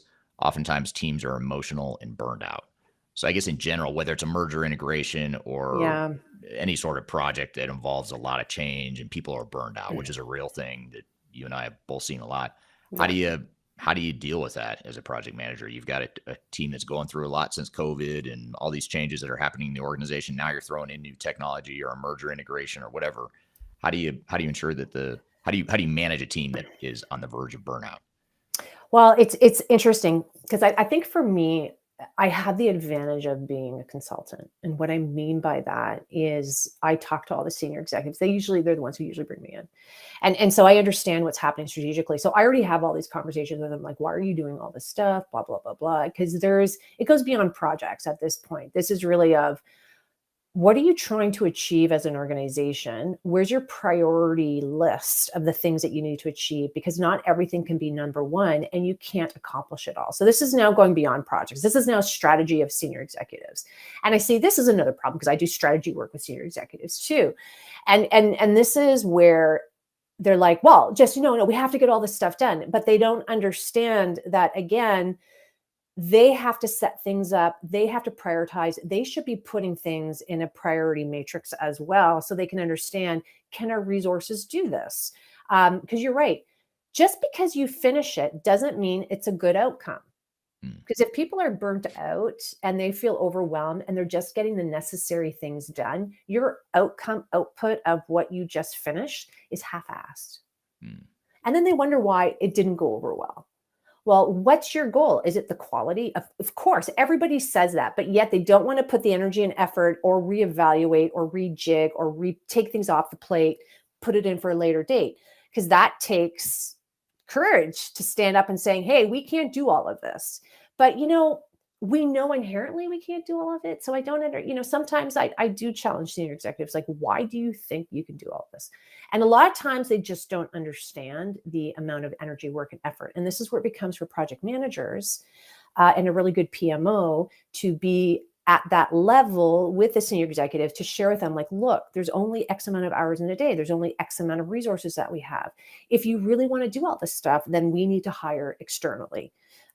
Consultants, temporary workers, contractors, in order to get this stuff done. So again, that's why really understanding priority matrices, what is our constraint, what do we want to optimize, and what are we really flexible with, is actually a technique that you can use not just for projects, but you can use it with everything. Like, honestly, like when you're everything, you should be looking at the lens of work from a priority matrix perspective. And even when you get asked to put more on your plate, like let's say you're reporting to a manager and you have multiple things going on, you get asked to do more. Yeah, sure. Okay, can I do this? But then it may impact something else. So you just have to renegotiate that. Like, let's just take a look at my workload overall. Happy to take that on, but you have to understand my timeline may be impacted. So I may need to shift this project that you want done in 3 weeks. I may now need to have 6 weeks in order to get it done because you want me to do this new thing that you're asking me to do today.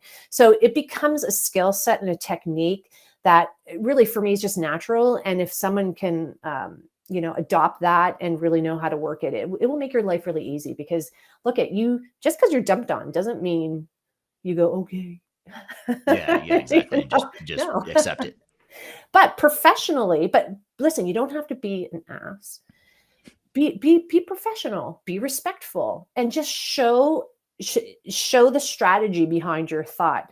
That will get you so much kudos. People will remember that. And then that's how if you choose to and want to rise the ranks, that's one of the ways you do it, by showing your strategic mindset. By the way, with artificial intelligence, we all have to become more strategic in our mindset, because becoming really good tactically, AI is going to take care of that.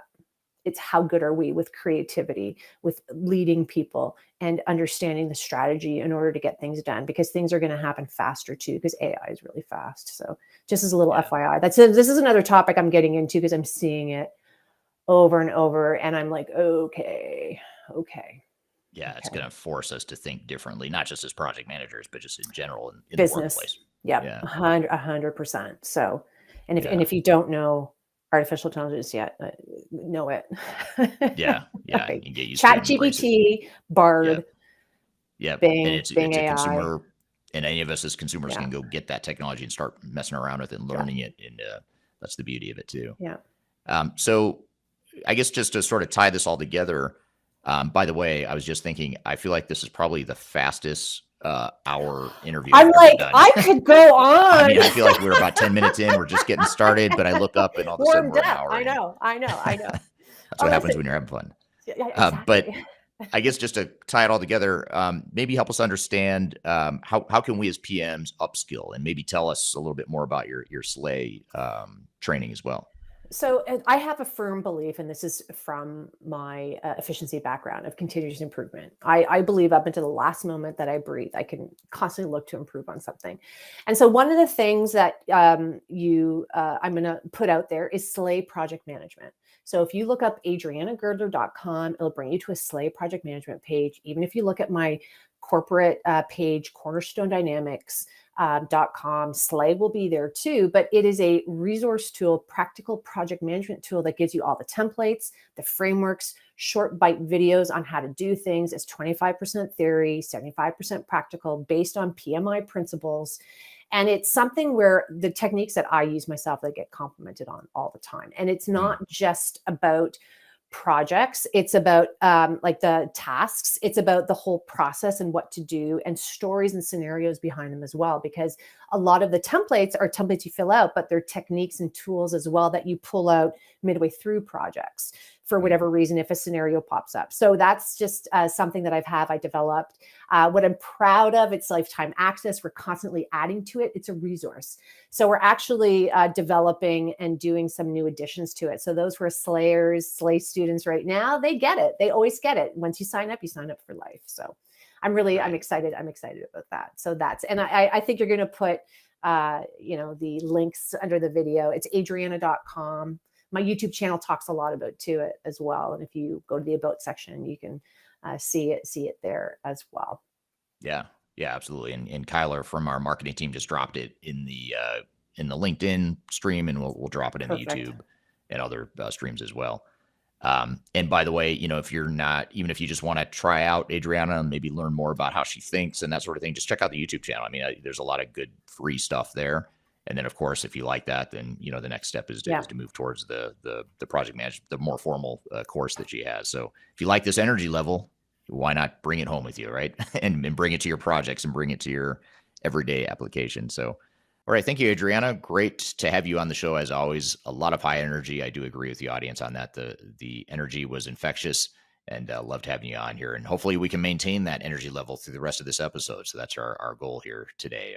It's been a high bar that's been set there. But Kyler and I have a couple things we want to debrief and sort of touch on as it relates to the conversation with Adriana. So be sure to stick around. We're going to take a quick break. You're listening to Transformation Ground Control. Just tell me what you've got to say to me. I've been waiting for so long to hear. If you are aiming for transformation success, turn to Third Stage Consulting Group.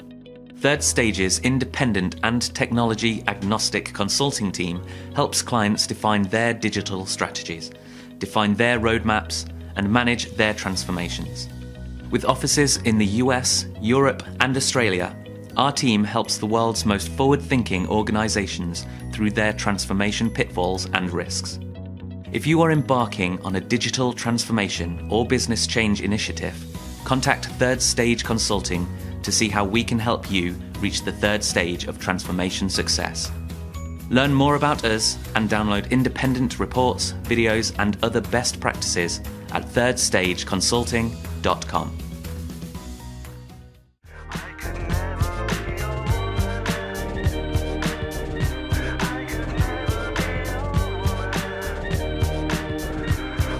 Hello, welcome back to Transformation Ground Control, episode number 130. My name is Eric Kimberling, here with Kyler Cheatham. And Kyler, we just had this great conversation with Adriana.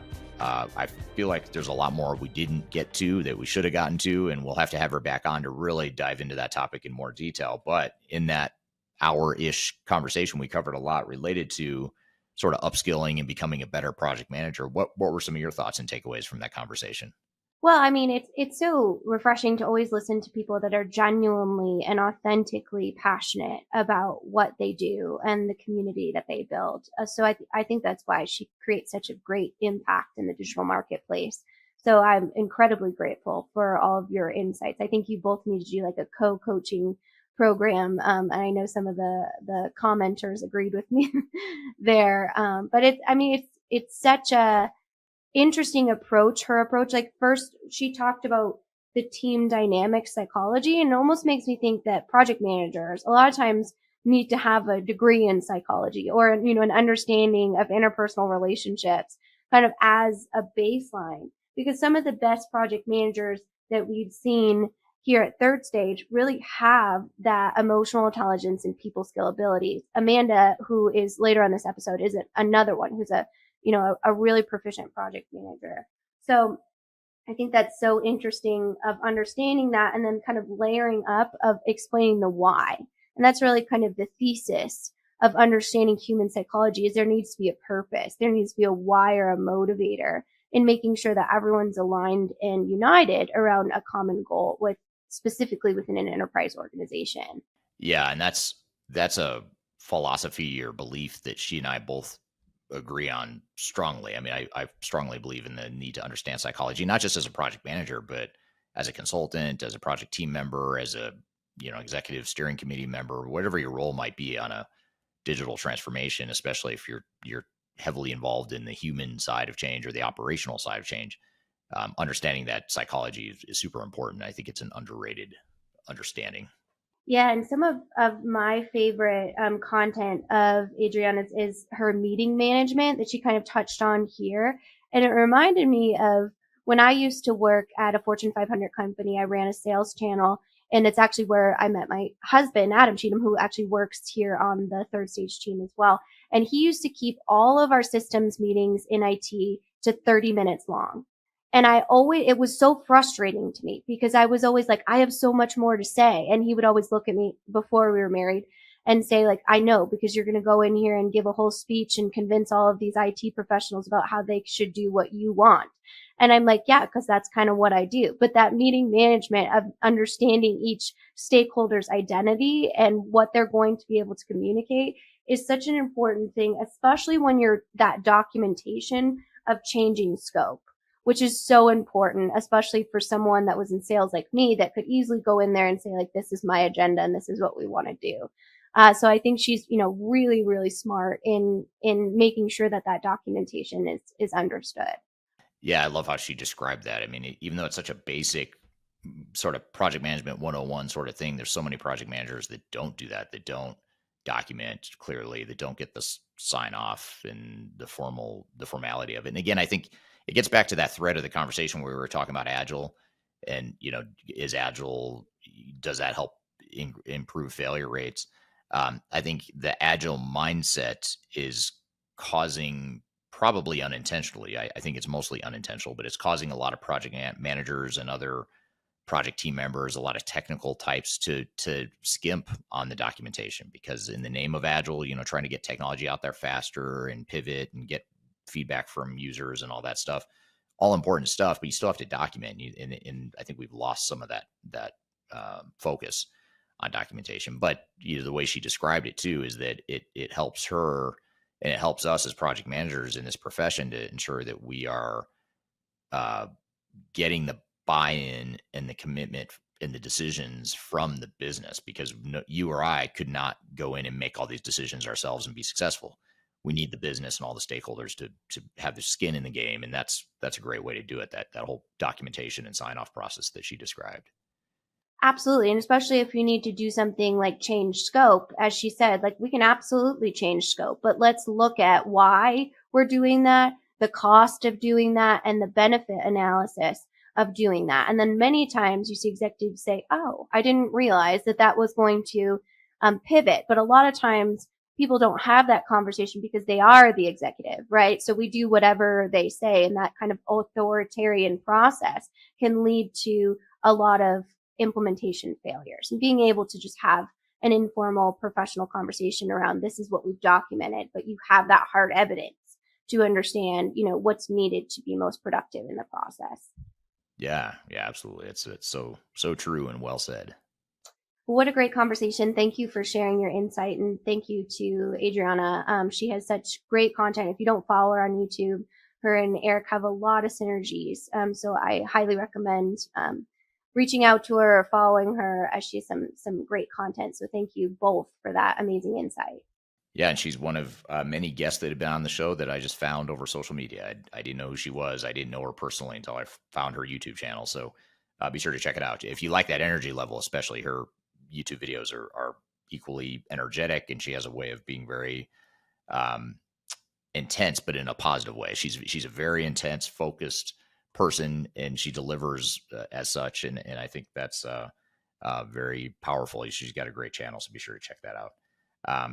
Well, good. Well, thanks to Adriana for being here, and look forward to our next guest as well. You're going to sit down with Amanda Patterson, Kyler, to talk about IT gotchas in digital transformation. And this will be an interesting conversation, because so many times when we're going through transformation, and even on this podcast, when we talk about transformation, we're talking so much about project management, organizational change management, maybe even process improvement, whatever it might be. We don't talk a ton about the technical pieces, although certainly the software chosen, the software deployed is very important, but we don't talk about those IT organizational gotchas and those little nuances within the IT group and within IT in general that can really derail a project. So we'll get into more of the technical aspect of gotchas and challenges in transformation. So we'll have Amanda on the show in here in just a moment. We're going to take a quick break, but we'll be back with more Transformation Ground Control. We'll be right back. When things are big that should be small, who can tell what magic spells will be doing? Are you looking to stay ahead of the curve in the ever-changing landscape of digital transformation? Then you need our newly released 2023 Digital Transformation Report. This comprehensive report covers the latest trends, technologies, and strategies to ensure your digital transformation is optimized for success. The 2023 Digital Transformation Report is packed full of proven methodologies and insights from experts in the independent digital transformation field. You'll also receive practical insights on how to implement digital transformation strategies within your unique organization. This free report is available for download on our website at thirdstage-consulting.com under our Thought Leadership section.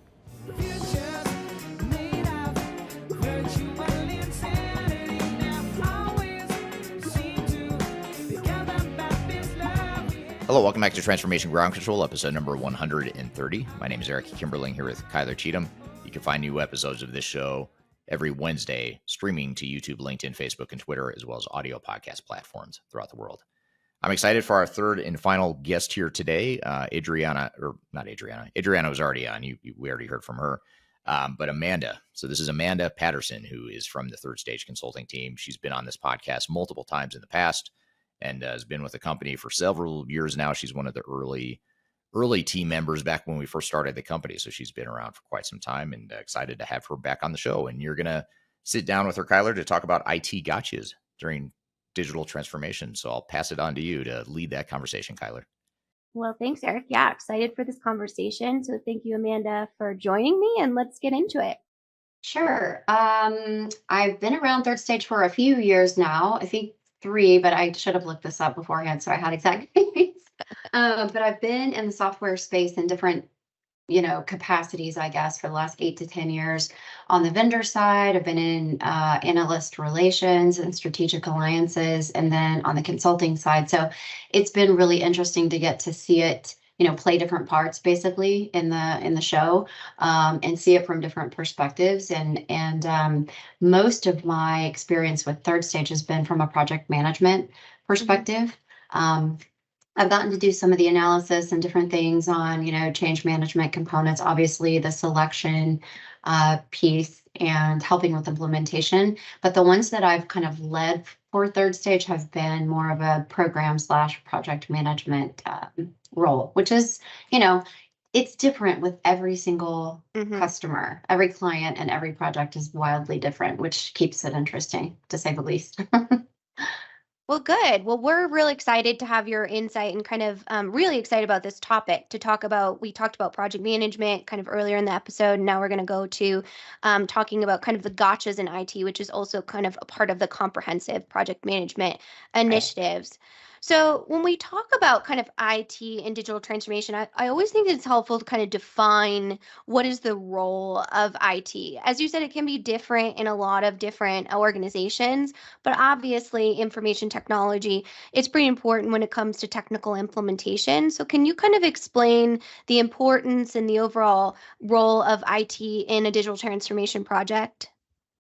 Well, it really is. It's like you just said perfectly. It's hard to distill down to a kind of a simple answer, because every company is so different depending on their size and their industry and the hierarchy. And if you've got a really lean organization, they're probably not, they might have one, IT person. Whereas a larger corporation may have a whole entire team. But it is so important because the data migration, the cleansing, the deduping, like all the work that happens with data before you go live on your new system is crucial. And IT generally has, a huge responsibility in that, because they know where it is. They've got all the security clearances to access every single thing, finances, across HR, across everything. And you'll have, subject matter experts, you'll have business process owners who are, department heads, and maybe they'll speak to some of the specifics. But in general, we're talking about vast amounts of data. And so IT, usually the network admin, or there's somebody who kind of holds the key to all of that. And they're also used to doing huge data dumps and really understanding how to manipulate it, how to categorize it. You've got to map it to what the new system is going to, need to see it as. And so you really need to have familiarity, and maybe your HR person or your, sales guy doesn't know how to do that, right? Which probably they don't. They're the expert in some of the things in their area, but typically IT will play a huge part in that, and will work very closely with either third stage, with the SI, or the vendor, or all of the above. So I would say it's incredibly important and often overlooked. A lot of times we're talking about steering committees and we're focused, those are all very important too. But data, you can ask anybody. I mean, data I'm sure you've heard this a ton of times. People almost always underestimate how long it's going to take and how complicated it can get. Absolutely. That's so incredibly important. So, backing up a little bit before we get in the bigger gotchas of IT, if you will, in digital transformation, what are some main considerations that an IT or even steering committee would need to take into consideration when it comes to data? So we can kind of set the stage for the conversation when looking at a new system or a new implementation. I wish I had I wish I had one of my project plans kind of that I could reference and get super specific, but that would probably bore people. And I think, really at a high level, you've got to look at your system. Companies are spending a lot of money, time, and resources to put this new system in, or to upgrade their current or whatever. And with, a new system with garbage data you're not helping yourself, right? You literally just perpetuated and automated bad processes and bad data in a really nice, new, shiny, expensive system. And it happens we see it happen all the time. And so I would say that you've got to, first of all, look at the data, is it clean? Does it fit within the processes that we want to move, carry on moving forward? Because we always talk about current state and future state. And sometimes there's a really big delta between those two things. And so I think really looking at what data is going, what's moving forward, how much history do we want? Do we want to have 2 years or 5 years? Who's going to have access to what data? And how are we going to organize it? Because a lot of times, I'm trying to think of an example, like manufacturing, eaches or bags or pallets or containers, and in this new system, it's going to be viewed differently, right? The measurements, the parameters are going to be different. Sometimes you have to change a process to accommodate the data, and sometimes you've got to massage the data to accommodate a process. And so for me, it's those things that you really have to look at. And that's a very, very high level simplified answer. But I think a lot of people think you're just going to export stuff out of your old system and import it into the new one, and it's good to go. And that is absolutely not what happens. So planning up front in terms of, again, what data are we working with? How much are we keeping? How much historical do we need to bring over? And then a really specific plan about cleansing, deduping, scrubbing again, and then mapping. So, yeah. Yeah, absolutely. It sounds like data governance and data management is really kind of one of those phase 0 initiatives, as we call it at third stage, that really needs to be considered when you are considering a new selection or an implementation planning of any type. So definitely really critical to the overall conversation. So let's get into some of these kind of gotchas that you had pulled through. So can you tell us kind of what you're seeing in the marketplace when it comes to specifically IT pain points in digital transformation? Well, there are several trends, I guess, that come to mind. One is that it's not how it used to be. And I'm getting old enough now to where I can say things like that. Back in my day, but seriously, people are retiring. It's not the same as it was. You didn't have some guy in the back, with all the data, and people are managing data differently, and IT, and a lot of companies do outsource, right? There are a lot of different options. And so, I've seen that, and I've also just seen a difference in kind of where it's being stored, how it's being protected, who has access to it. And so I think how people look at data is very different now than it was back in the day. And different business process owners own different parts of the data as well. And that's one of the huge things, is like having those conversations about who's in charge of this, part of it. But yeah, I would think that the thing that really pops out to me is that so many people have retired. I've seen it in the last 3 projects I've been in, Really? that there's some person, and hundreds of times throughout all the build sessions, configuring, the testing and everything, the name, well, Mark had all that. Mark knows where that is. Mark's the one who had the files on the thing. And we're like, where is Mark? Yeah, who is Mark? Mark's not here. And so really understanding that, you've got to have this, in a more easily accessible place. But you have to be careful, because not everyone gets to have access to the data. Okay, we're here in the midst of a conversation between Kyler and Amanda talking about IT gotchas during digital transformation. We've got a lot more to cover. We're going to take a quick break. We'll be back with more Transformation Ground Control. When I wake up, well, I know I'm gonna be the man who wakes up next to you. When I go out. Hi, this is Eric Kimberling with Third Stage Consulting and your host of Transformation Ground Control. I want to encourage you to read our Guide to Organizational Change Management. It's a free report or free guide that we publish. It's one that I actually wrote that talks about best practices and lessons learned as it relates to change management. So as you know, on this podcast, we cover a lot of stuff related to the human sides of change, organizational change management, including training, communications, org design, all kinds of stuff as it relates to change management. So if you're trying to learn more about change management, or you're looking for more direction and ideas on how to get started on your change management strategy and your overall journey, be sure to check out this guide. You can read it by scanning the QR code on the screen in front of you, or in the links below for this particular podcast episode. You can find a link to take you to the page that will allow you to register to go ahead and download that and read it for free. So be sure to check it out. It's the Guide to Organizational Change Management, written by yours truly. I hope you enjoy it. Let me know what you think, and hope you enjoy the rest of this episode.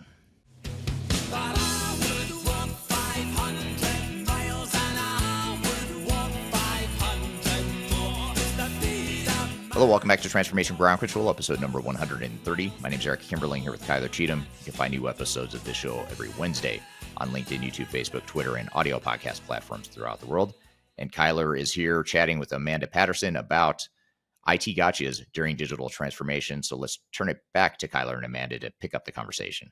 It's an interesting evolution, right? As really technology and data has really moved into the spine of the organization. So it used to have kind of a silo within information technology or data management or whatever department kind of owned it. But now with the use of data to really drive decision making in the business, it's really kind of moved to touch every single part. So I can only imagine from a project management standpoint, that can be really difficult to kind of bring that all in and create a cohesive strategy and plan around not only how are we going to manage the data, but how are we going to migrate or implement it within a new system. Right. Yeah. And I think how people view it, like you're saying, back in the day, you were looking at information that came out in reports. And so you're looking at something that's a week old, a day old, whatever. Well, nowadays, the way the systems are built, and if you are building your data governance, if you're building that the right way, you should be able to make really important business decisions in real time based on what the market's doing and all of these kinds of things, which is where everybody's trying to get to. But the system can only do its job if the data is good, and used to it was reactive, and now it's absolutely proactive. It's almost like you have to be able to do that to compete, Yeah. Absolutely. To compete and stay organized and efficient and all those different pieces that make up a competitive advantage. So let's talk a little bit about those permissions. We had a really interesting question on our YouTube channel the other day, which I would be so interested in your take on. And it talks about how kind of a CIO needs to now manage 2 additional executive permissions. So say you had one legacy system where all of these different department heads had full access to everything. And now as a CIO or an IT team, that you now had to kind of put guardrails around those permissions, not just for efficiency, but for cybersecurity and other initiatives.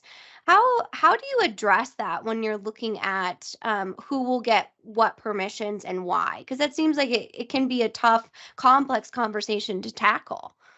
It is such a complex conversation, and it can get, I don't want to use words like personal or emotional, but people are territorial Mhm. over information within the organization. And that's a really tough question. I mean, it really depends on the culture.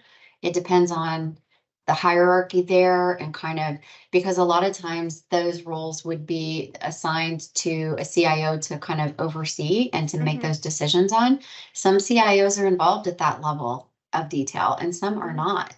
And Mhm. so it's really hard. I could never say this is how you should do it, because for me, it really depends on, um, the culture, the people, the personalities, the layers of security that maybe are or are not in place, and then the type of data that you're dealing with, Yeah. the proprietary nature, obviously, Mhm. personal information about people.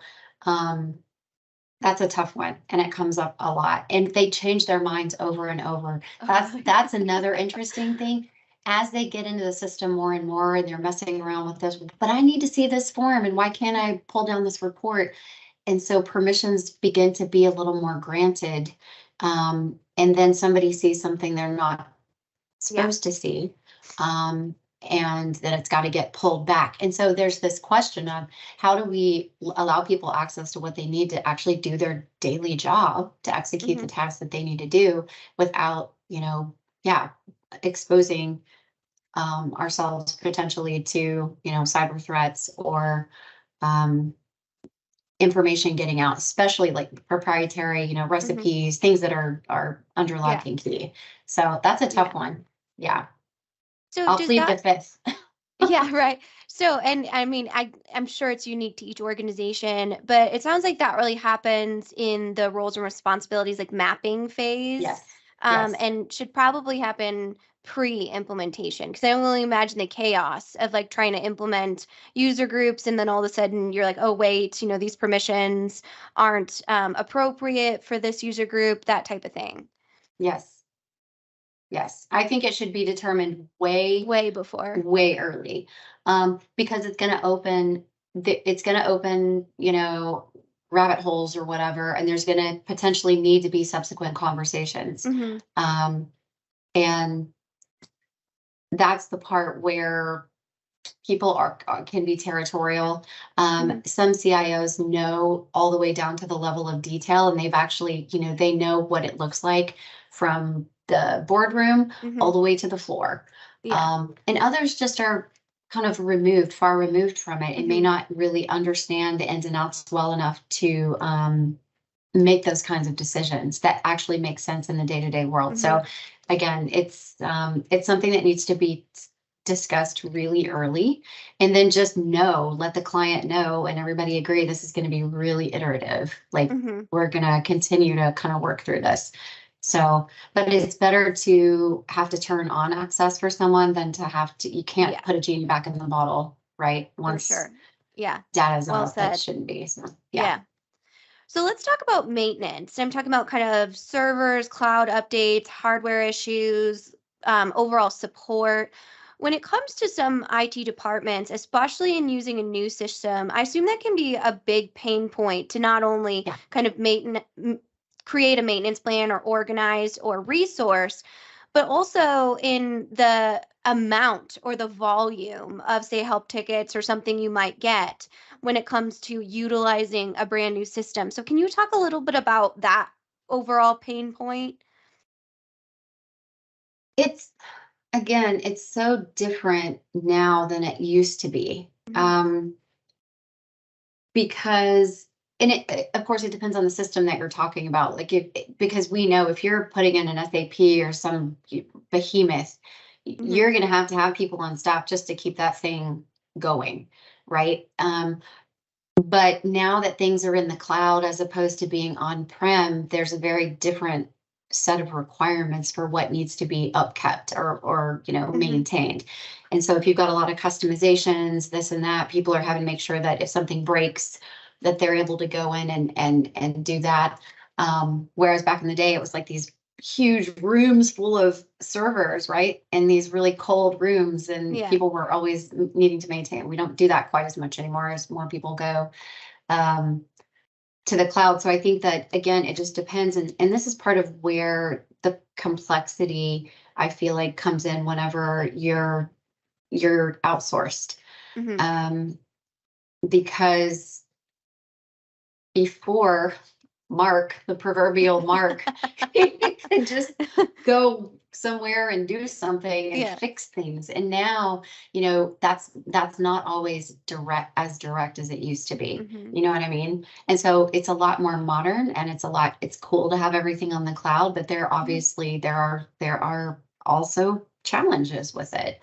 And so, I don't know if I even answered your question. Oh, sure. Yeah, I think the thesis of that question that you hit right the nail on the head is you really have to have the awareness, right, of what are your needs as an organization, what are your competencies, and really who owns that? Is it an IT person? Is it an HR person? Who is it? And really understand the overall process around that. And then, do you want to outsource? So let's unpack the outsourcing a little bit.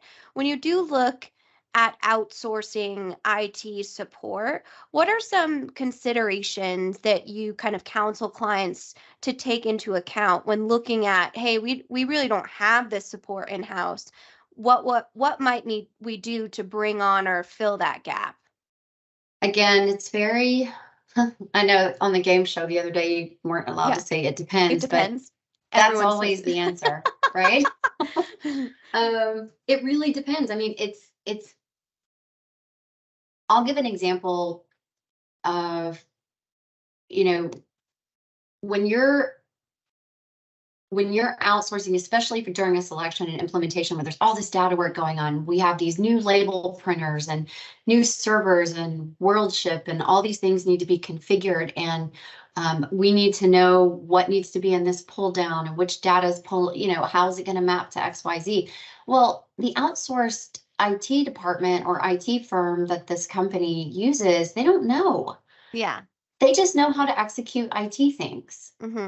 And so there is this gap of, and there's no one there physically either. I would say that's the big thing, right? If you're connecting and you're checking, Wi-Fi, and you're setting up like your label printers and you're making sure the handhelds, some of that really is kind of old school of where, it helped a lot to be on site, to test things, to plug things in, to make sure that this is going to the right printer, on the production floor, that kind of thing.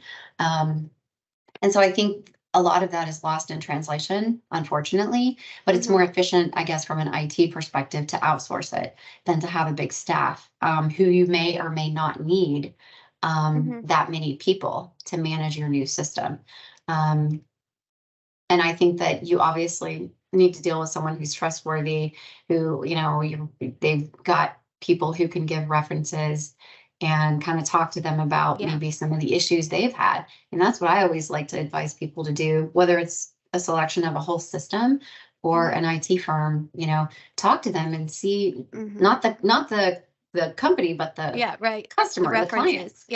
And just really understand, you're like, nothing's perfect. None of these solutions are perfect. They're all going to have their drawbacks. And you've just got to figure out for your organization and your culture, and how often do you guys need IT support and need help, right? And what does that look like?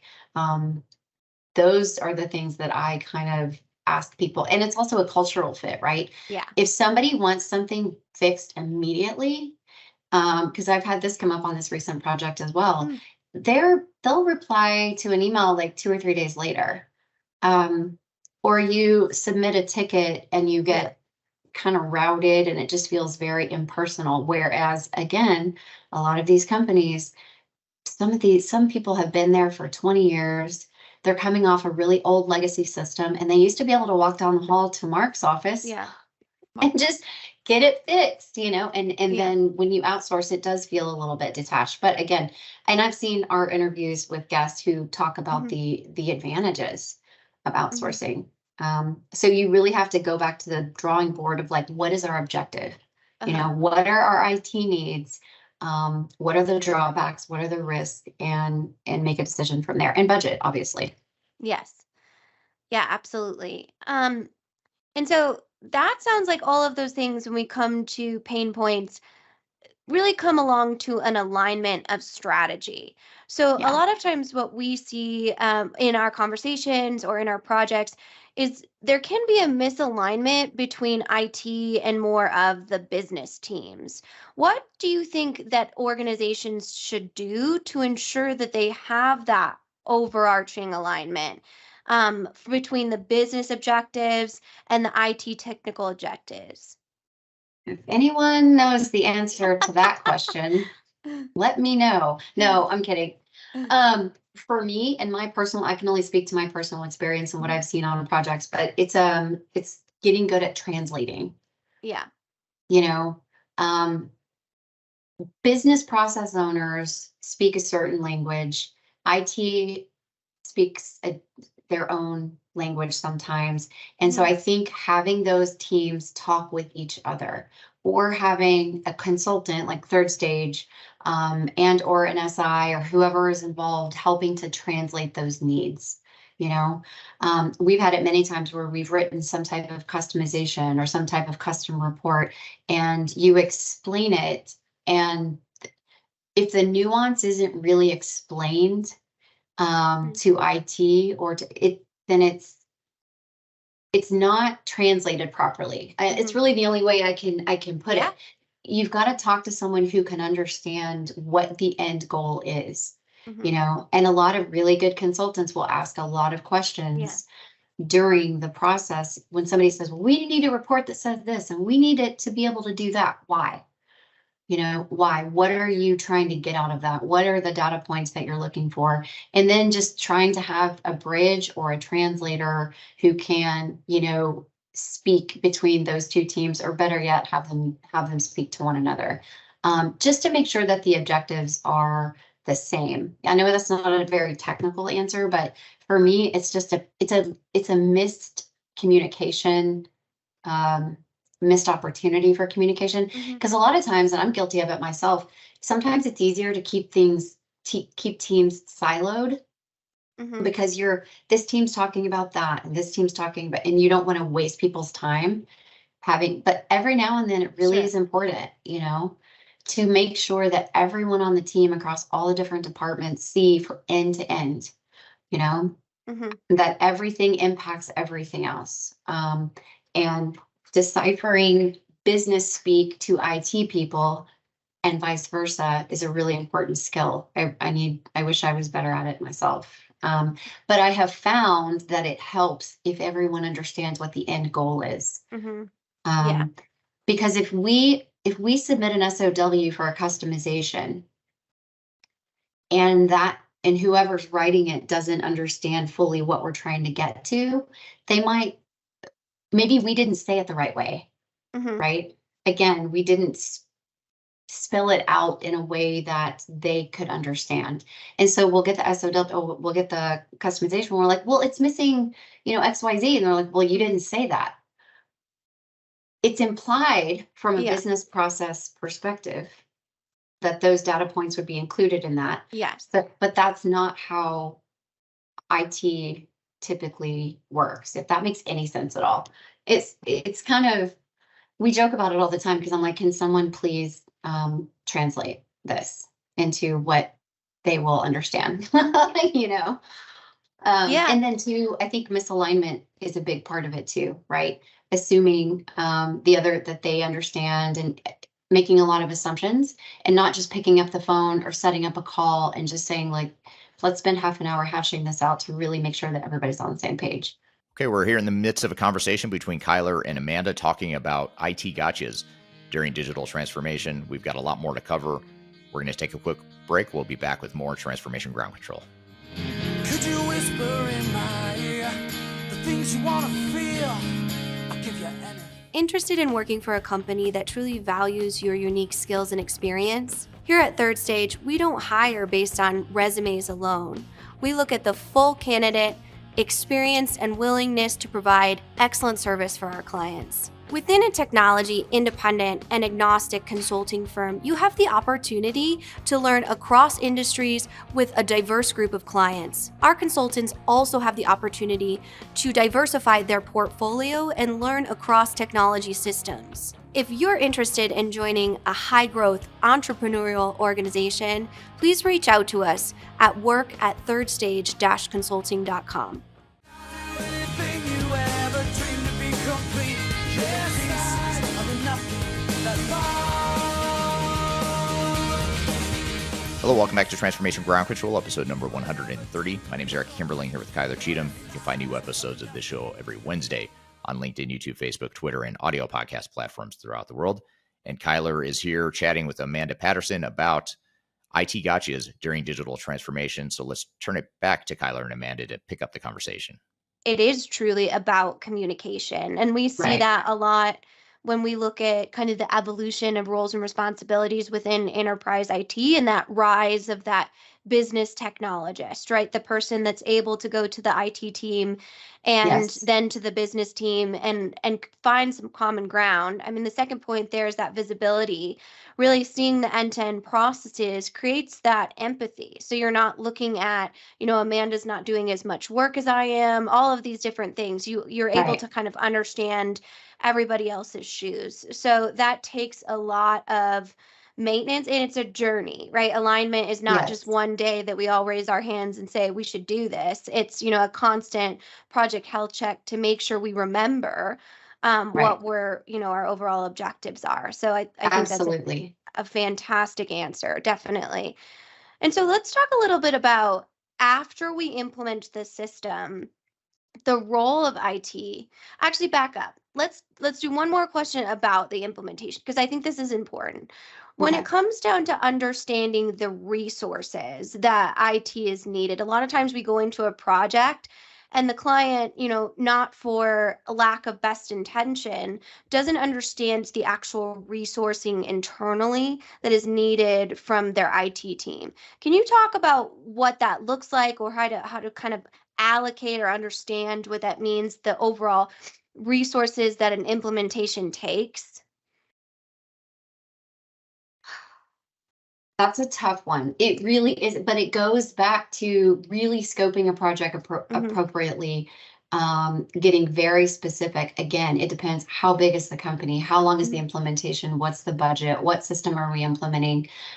Some are simpler and lower maintenance. Some are, absolutely going to require quite a bit of IT savvy people to fix things when they break or to address things when they come up. And so, I really think that you've got to, it depends too some companies will put the data piece on their business process owners, right? Mhm. So Mhm. the sales and production, and they'll be asked for information like, can I get the customer master and the vendors and just the things that you need. But then somebody's still got to go pull down that data, and that stuff takes a really, really long time. And like I said, in the olden days, the IT person, usually it Mhm. was a couple, two, three people, they would just have these, they would be assigned huge chunks of data and they would export it, pull it down out of the old system, and then use Crystal or use whatever tool they needed to use to get it into the right formatting, right? And Mhm. then getting rid of duplicates, old addresses, just getting rid of all the junk. You don't want to bring junk with you to your future state. It is really hard though to estimate how much time that's going to take. But the way that I do it is I look at previous projects and I look at what we projected versus what it actually ended up being. Mhm. And you really try to find a client that's comparable in size. A lot of companies run a really, really lean organization. So if you have one person who's going to be on the hook from an IT perspective, then it's going to be, probably 80% of their time for a period of time during the project. If you've got a team of, 4, 5, 6 people, then it's less. But, you've seen the spreadsheets where we really sit in there and try to scope it out and really understand this is how many hours we're going to require from this person for these tasks over the length of, this period of time. And a lot of companies too have pretty clean data and they're really good at it. They know where it is. They know how to get it. They know how to get it into whatever format they want. In those situations, it's not going to be as huge of an ask. Whereas others, they're going to have to go access 4 or 5 disparate systems, figure out how to get all that into one place. And then now you're deduping and scrubbing and doing all of this stuff. And then you've got the process of mapping. That can take weeks or months. Yeah. Especially if you're talking about a company who's been on a legacy system for 40 years, that's a mess. And so, the way that I've been able, because we've projected before and we've been really, really close and spot on, and other times, it took less time or it took more time. So really studying what that actually looks like. And you've got to look at how familiar that person is with doing that kind of work, right? Because the BPOs are going to go, the stakeholders are going to go look at their siloed, data. But that's not exactly the work of doing the actual data migration. And people outsource that too, Yeah. Oh, yeah. Because if you tell a company, we're going to need your one and only IT person 80% of the time on top of his day job for the next year, like that's not going to go over very well. And so sometimes people will outsource it because, again, you need to know the company's data well enough.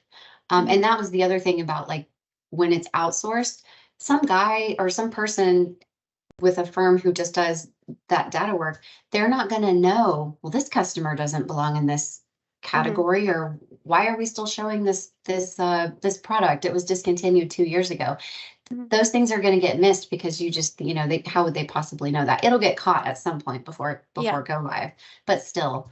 So I have seen it to where they just outsourced just the data component because it's time consuming, Sure, and there's so much data at this point, so it's really much. become a niche part of our industry. I know Eric has interviewed a variety of people that own data cleansing and management companies that all they do is work on company data that was outsourced. So it's really become, kind of more of an emerging area of expertise within our industry. But I think something you said is really important, and that's just about kind of the third stage way of us adding value. A lot of times what we do is that we're able to come in and add kind of that insurance policy of saying like we've seen this be successful in other areas, and to another company of your size, and if willing, you can speak to that company and kind of talk about their experience, which is something that you had mentioned earlier in the interview. So I thought that was a definitely a great point. Good, thank you. Yeah. So moving into kind of wrapping up our conversation, when it comes to post go live or as optimization, what are some IT initiatives that you should be aware of or consider when really wanting to maximize your ROI of this new technology? Have you ever organized like your entire garage or your entire for sure. kitchen or your entire house, and you have this whole system and you have all these little boxes, and starting today, and you tell the whole family starting today when we're going to put these things in this box and the right? Does that ever really happen all the way? And so my point is, you can clean up and you can do all this work as much as you want to, but if you don't stick to the new system, the new processes, the new safeguards to make sure that the data stays clean and that people don't start putting junky data in there, or if you see something that needs to be corrected or removed, like handling it. I think that that's one of the things in the beginning. You start to see, and you know how the systems work, the more time goes by, the smarter the system gets. It learns patterns. It's got, you know, more and more data to predict and to understand, you know, what's happening and the recommendations it's going to make on, you know, production and all the different areas. But the financial reporting, I think the first few months, maybe the first 6 months of go live, that's a really great opportunity for IT to really be tweaking, you know, the outputs of the system and making sure, because sometimes, and we know this in our experience with change management, if people feel uncomfortable with something new, it's really easy for us as human beings to just go do the old thing. And it happens all the time. You've got this brand new system in place that can do a lot of this work for you to make you more competitive and efficient, but only if you use it the way it's intended. And sometimes if something doesn't work in the beginning when people are still learning, they'll go back to the old way, they'll create a spreadsheet, they'll start doing workarounds, and then we start seeing problems because now the system does not contain the data that is needed for not just that person or department, but the entire organization to make smart real-time business decisions. So for me, like, that's what they're always trying to look at. And of course, things like, you know, access, and when updates are pushed through, do things get broken, and how are our customizations looking, and are we getting what we need out of the system? I'm sure there could be a whole interview just on that, because there's so much new information for them to be looking at. But yeah, I think that would be the main thing. It's just, you want to make sure, and people are so tired at the end. The fatigue, I could only imagine. Right. When you finally go live, there's just this like sigh of relief. And so you want to give people, I don't know, a few days or a week or two to kind of feel that victory and just be like, okay, we did it. We made it, you know. But the truth is, the work has just begun. Because now we get to practice more and learn more, and there are going to be things that come up that we not missed like as a mistake, but just things you couldn't have possibly predicted or known. And so you're going to have all the stakeholders, the executives, the BPOs looking at that, but I don't know how much IT pays attention to that. I have noticed though that when IT is outsourced, they really do kind of, I don't want to call it a post-mortem because it's just now going live, but it is sort of, you know, what did we miss, and what are we getting back that's confusing, or that's not making sense, or it's not tying out the way we thought it would, you know? So that's pretty interesting to see. And then people get over that hump where it's not new anymore. They understand it. It's finally working and helping them be more efficient. Because a lot of people are doing so many manual things, and a period of time goes by on the new system, and they realize the system's doing a lot of that work to where they can really focus on strategy and like doing, you know, more important things than grunt work. So yeah, so it sounds like really just having that maintenance plan that has, you know, some sort of subtle sparkle of agility in it. You know, the overall grace and understanding that we are learning, but we have a system, especially if it's emerging technology through AI or autonomous systems, it's going to learn bad behaviors. So we had to really make sure we have those guardrails and governance in place. Definitely, you know, a big initiative, and you're right, it could be its own full hour conversation on how do you do that effectively. Yeah, and I'm sure, you know, I tend to kind of lean more toward anecdotal and the people experience, whereas some people will talk more to the technical side of it, and but they're all important. And I think the people side is often overlooked because you assume people are just going to like adapt. And sometimes they do, and sometimes they don't. And I think that, you know, making sure that you have everybody, everyone has input, right? And the ability to say, this isn't going to work. because of this, and really, really understanding, like we talked about, seeing everything end to end, really understanding, because a lot of it in these systems, they're built on in layers, it's sequential. Mm-hmm. And if this gets messed up over here, this isn't working as we intended, then we're going to have issues down the line. So continuing to have those conversations, and including IT. Mm-hmm. IT gets left out of so much because people are like, oh, they'll do the technical stuff, and Yeah, we're they'll going be to talk fine. about, right. Yeah. Mm-hmm. And that's why that translation piece is so important. You've got to include them, first of all, in the conversation, and then figure out a way to actually communicate and talk with each other and make sure that you understand each other, and then just knowing that no go live is ever perfect. And so Yeah. there's going to be a maintenance period there for a while where, you're going to be making updates and things like that. But that's to be expected. Yeah. And you're a great example of an employee A that has a manual task that now they have it automated and can focus on more strategic things. Well, employee A might look at it like, oh, that's awesome. Now I have all of this time to do all these different things. Employee B might have an identity crisis because Yeah. that was their value to the overall Yes. business, especially in IT because it is so technical, and that ability to really maintain those things is a huge part of their roles and responsibilities. So organizational change in the people side, like you mentioned, is so important. Yeah. So We've seen that. We've seen that before with the marks of the world, where it's Yeah. like, no, this is my cave down here. I own all Yeah, this it's information. what I Like do. Yeah. no one will ever. And now it's a lot more. It's undefined, and Mhm. it really changes with each client. But you've got to be on top of Yeah. cybersecurity. That's not a luxury anymore. Like that, Mm-mm. that is insanely serious.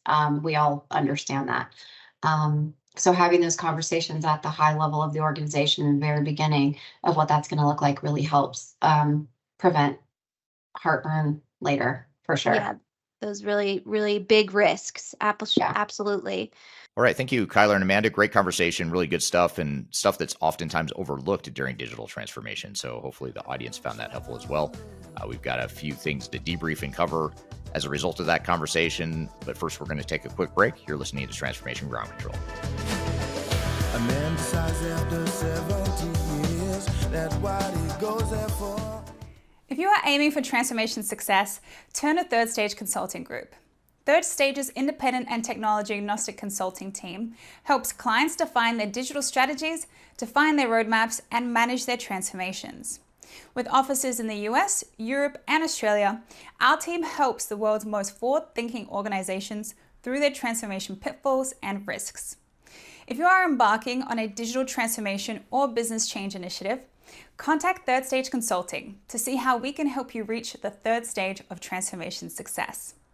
Learn more about us and download independent reports, videos, and other best practices at thirdstage-consulting.com.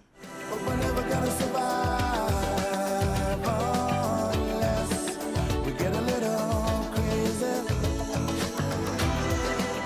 Hello, welcome back to Transformation Ground Control, episode number 130. My name is Eric Kimberling. We're here with Kyler Cheatham. And Kyler, we just had the conversation with you and Amanda talking about IT gotchas during digital transformation. What were some of your thoughts or follow-up questions from that conversation?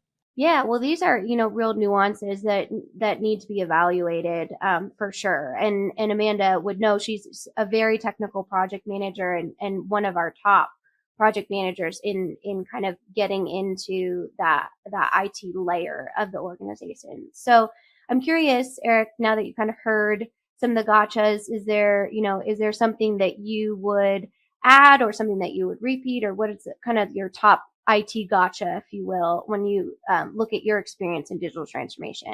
Yeah, so I mean, if I just back up and sort of look at what I've seen, and some of this overlaps with what Amanda said, but some of the things that come to mind are first of all, understanding what the IT organization in general is going to look like, because a lot of times we go through these digital transformations and they just sort of happen to us, and then after it happens to us, we're left looking around as the dust settles to figure out, okay, what's our IT group going to look like? And now how can we start to take ownership of this project longer term, or this technology longer term?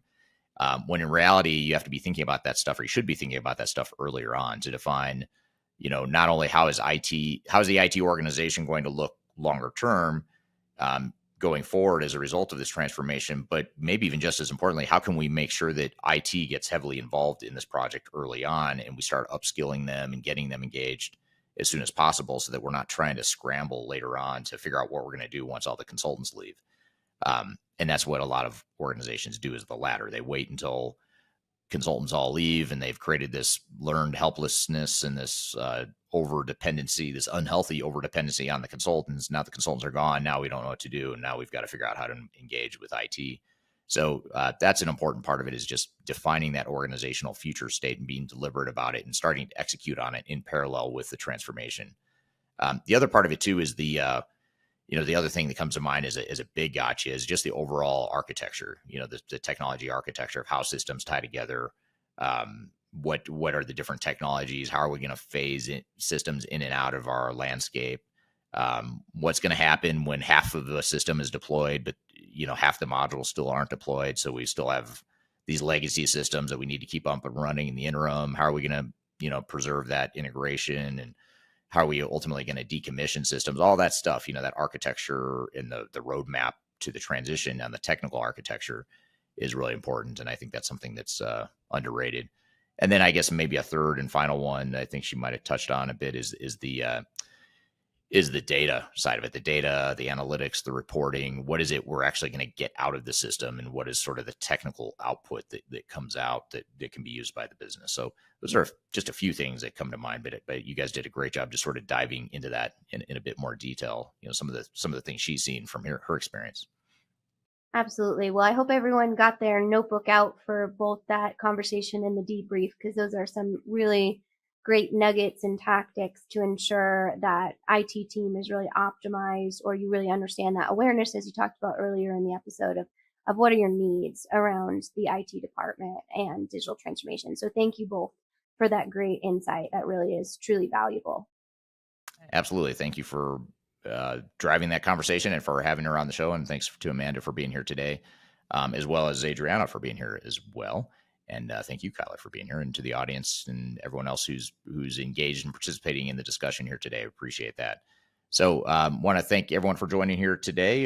Great episode. We'll look forward to seeing you next week on Transformation Ground Control. Again, every Wednesday, you can find new episodes on LinkedIn, YouTube, Facebook, and Twitter, as well as audio podcast platforms throughout the world. So look forward to seeing you next week on Transformation Ground Control. Have a great week in the meantime, and we will see you soon.